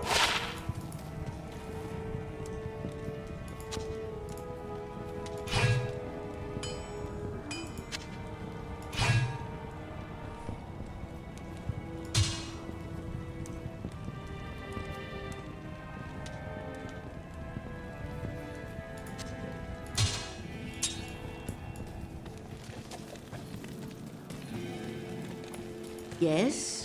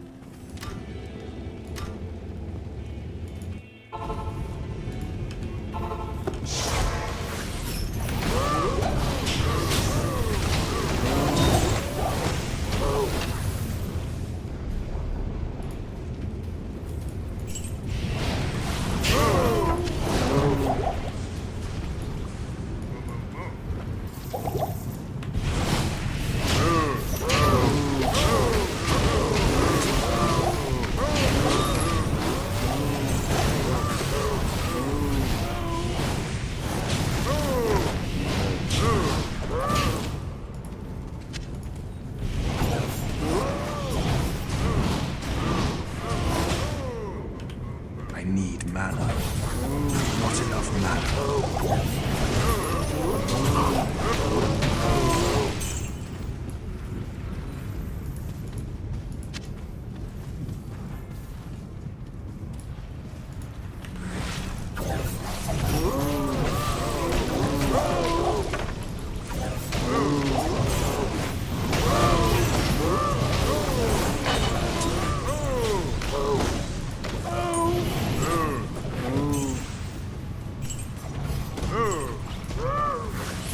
Not enough mana.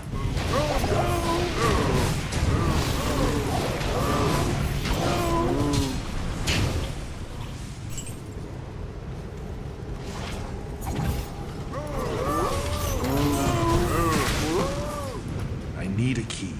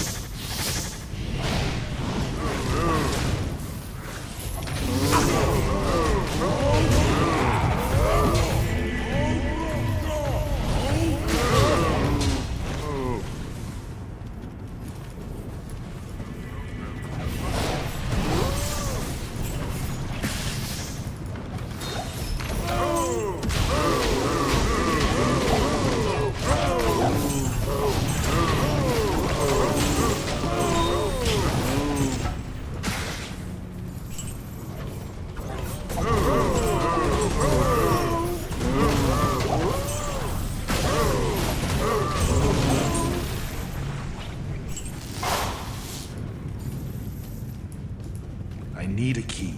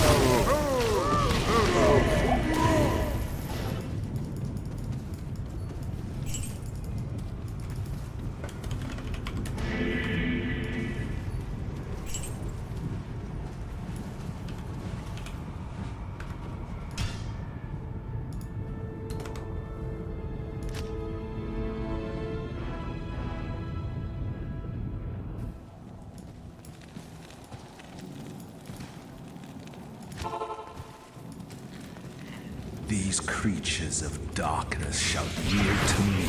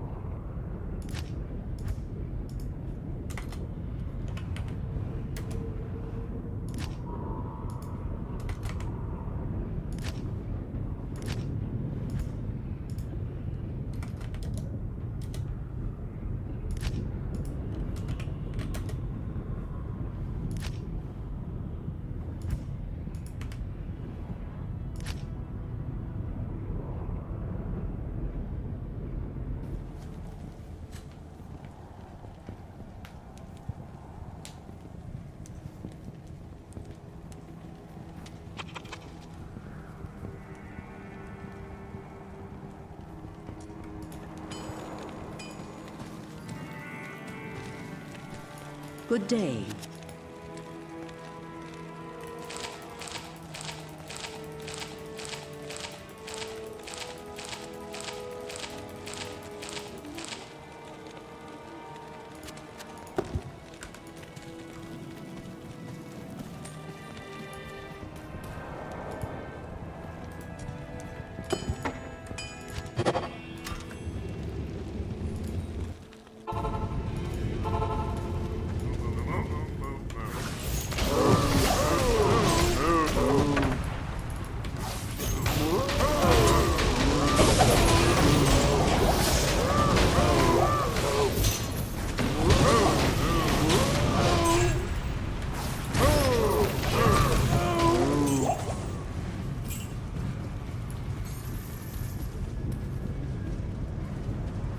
Not enough mana.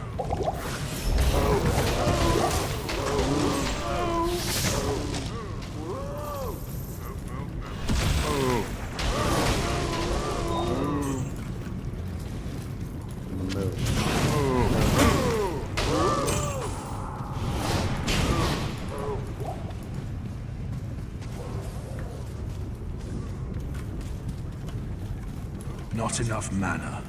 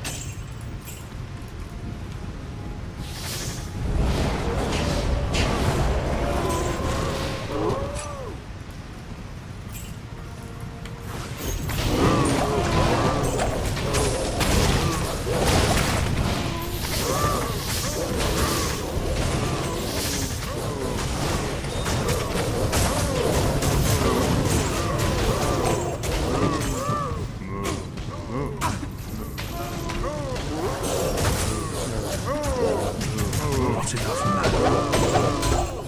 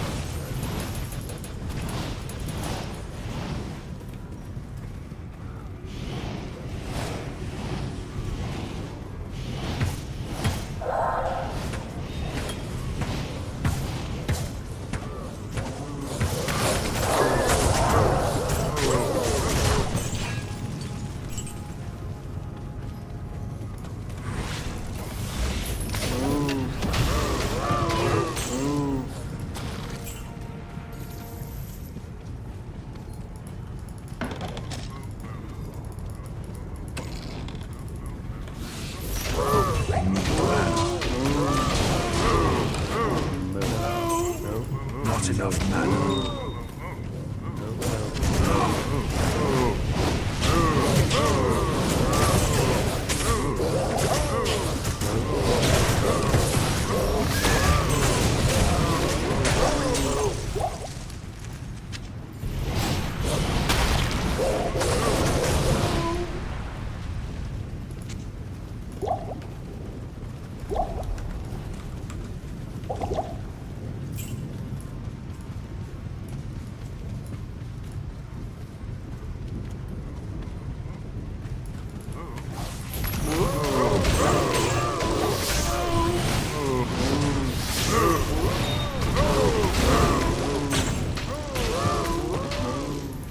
I need mana.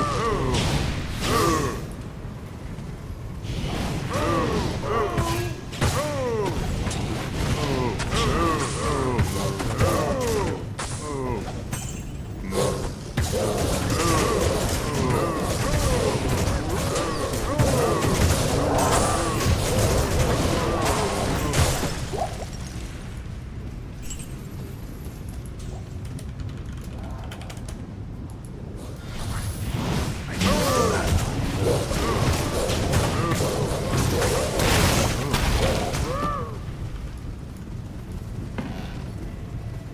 Not enough mana.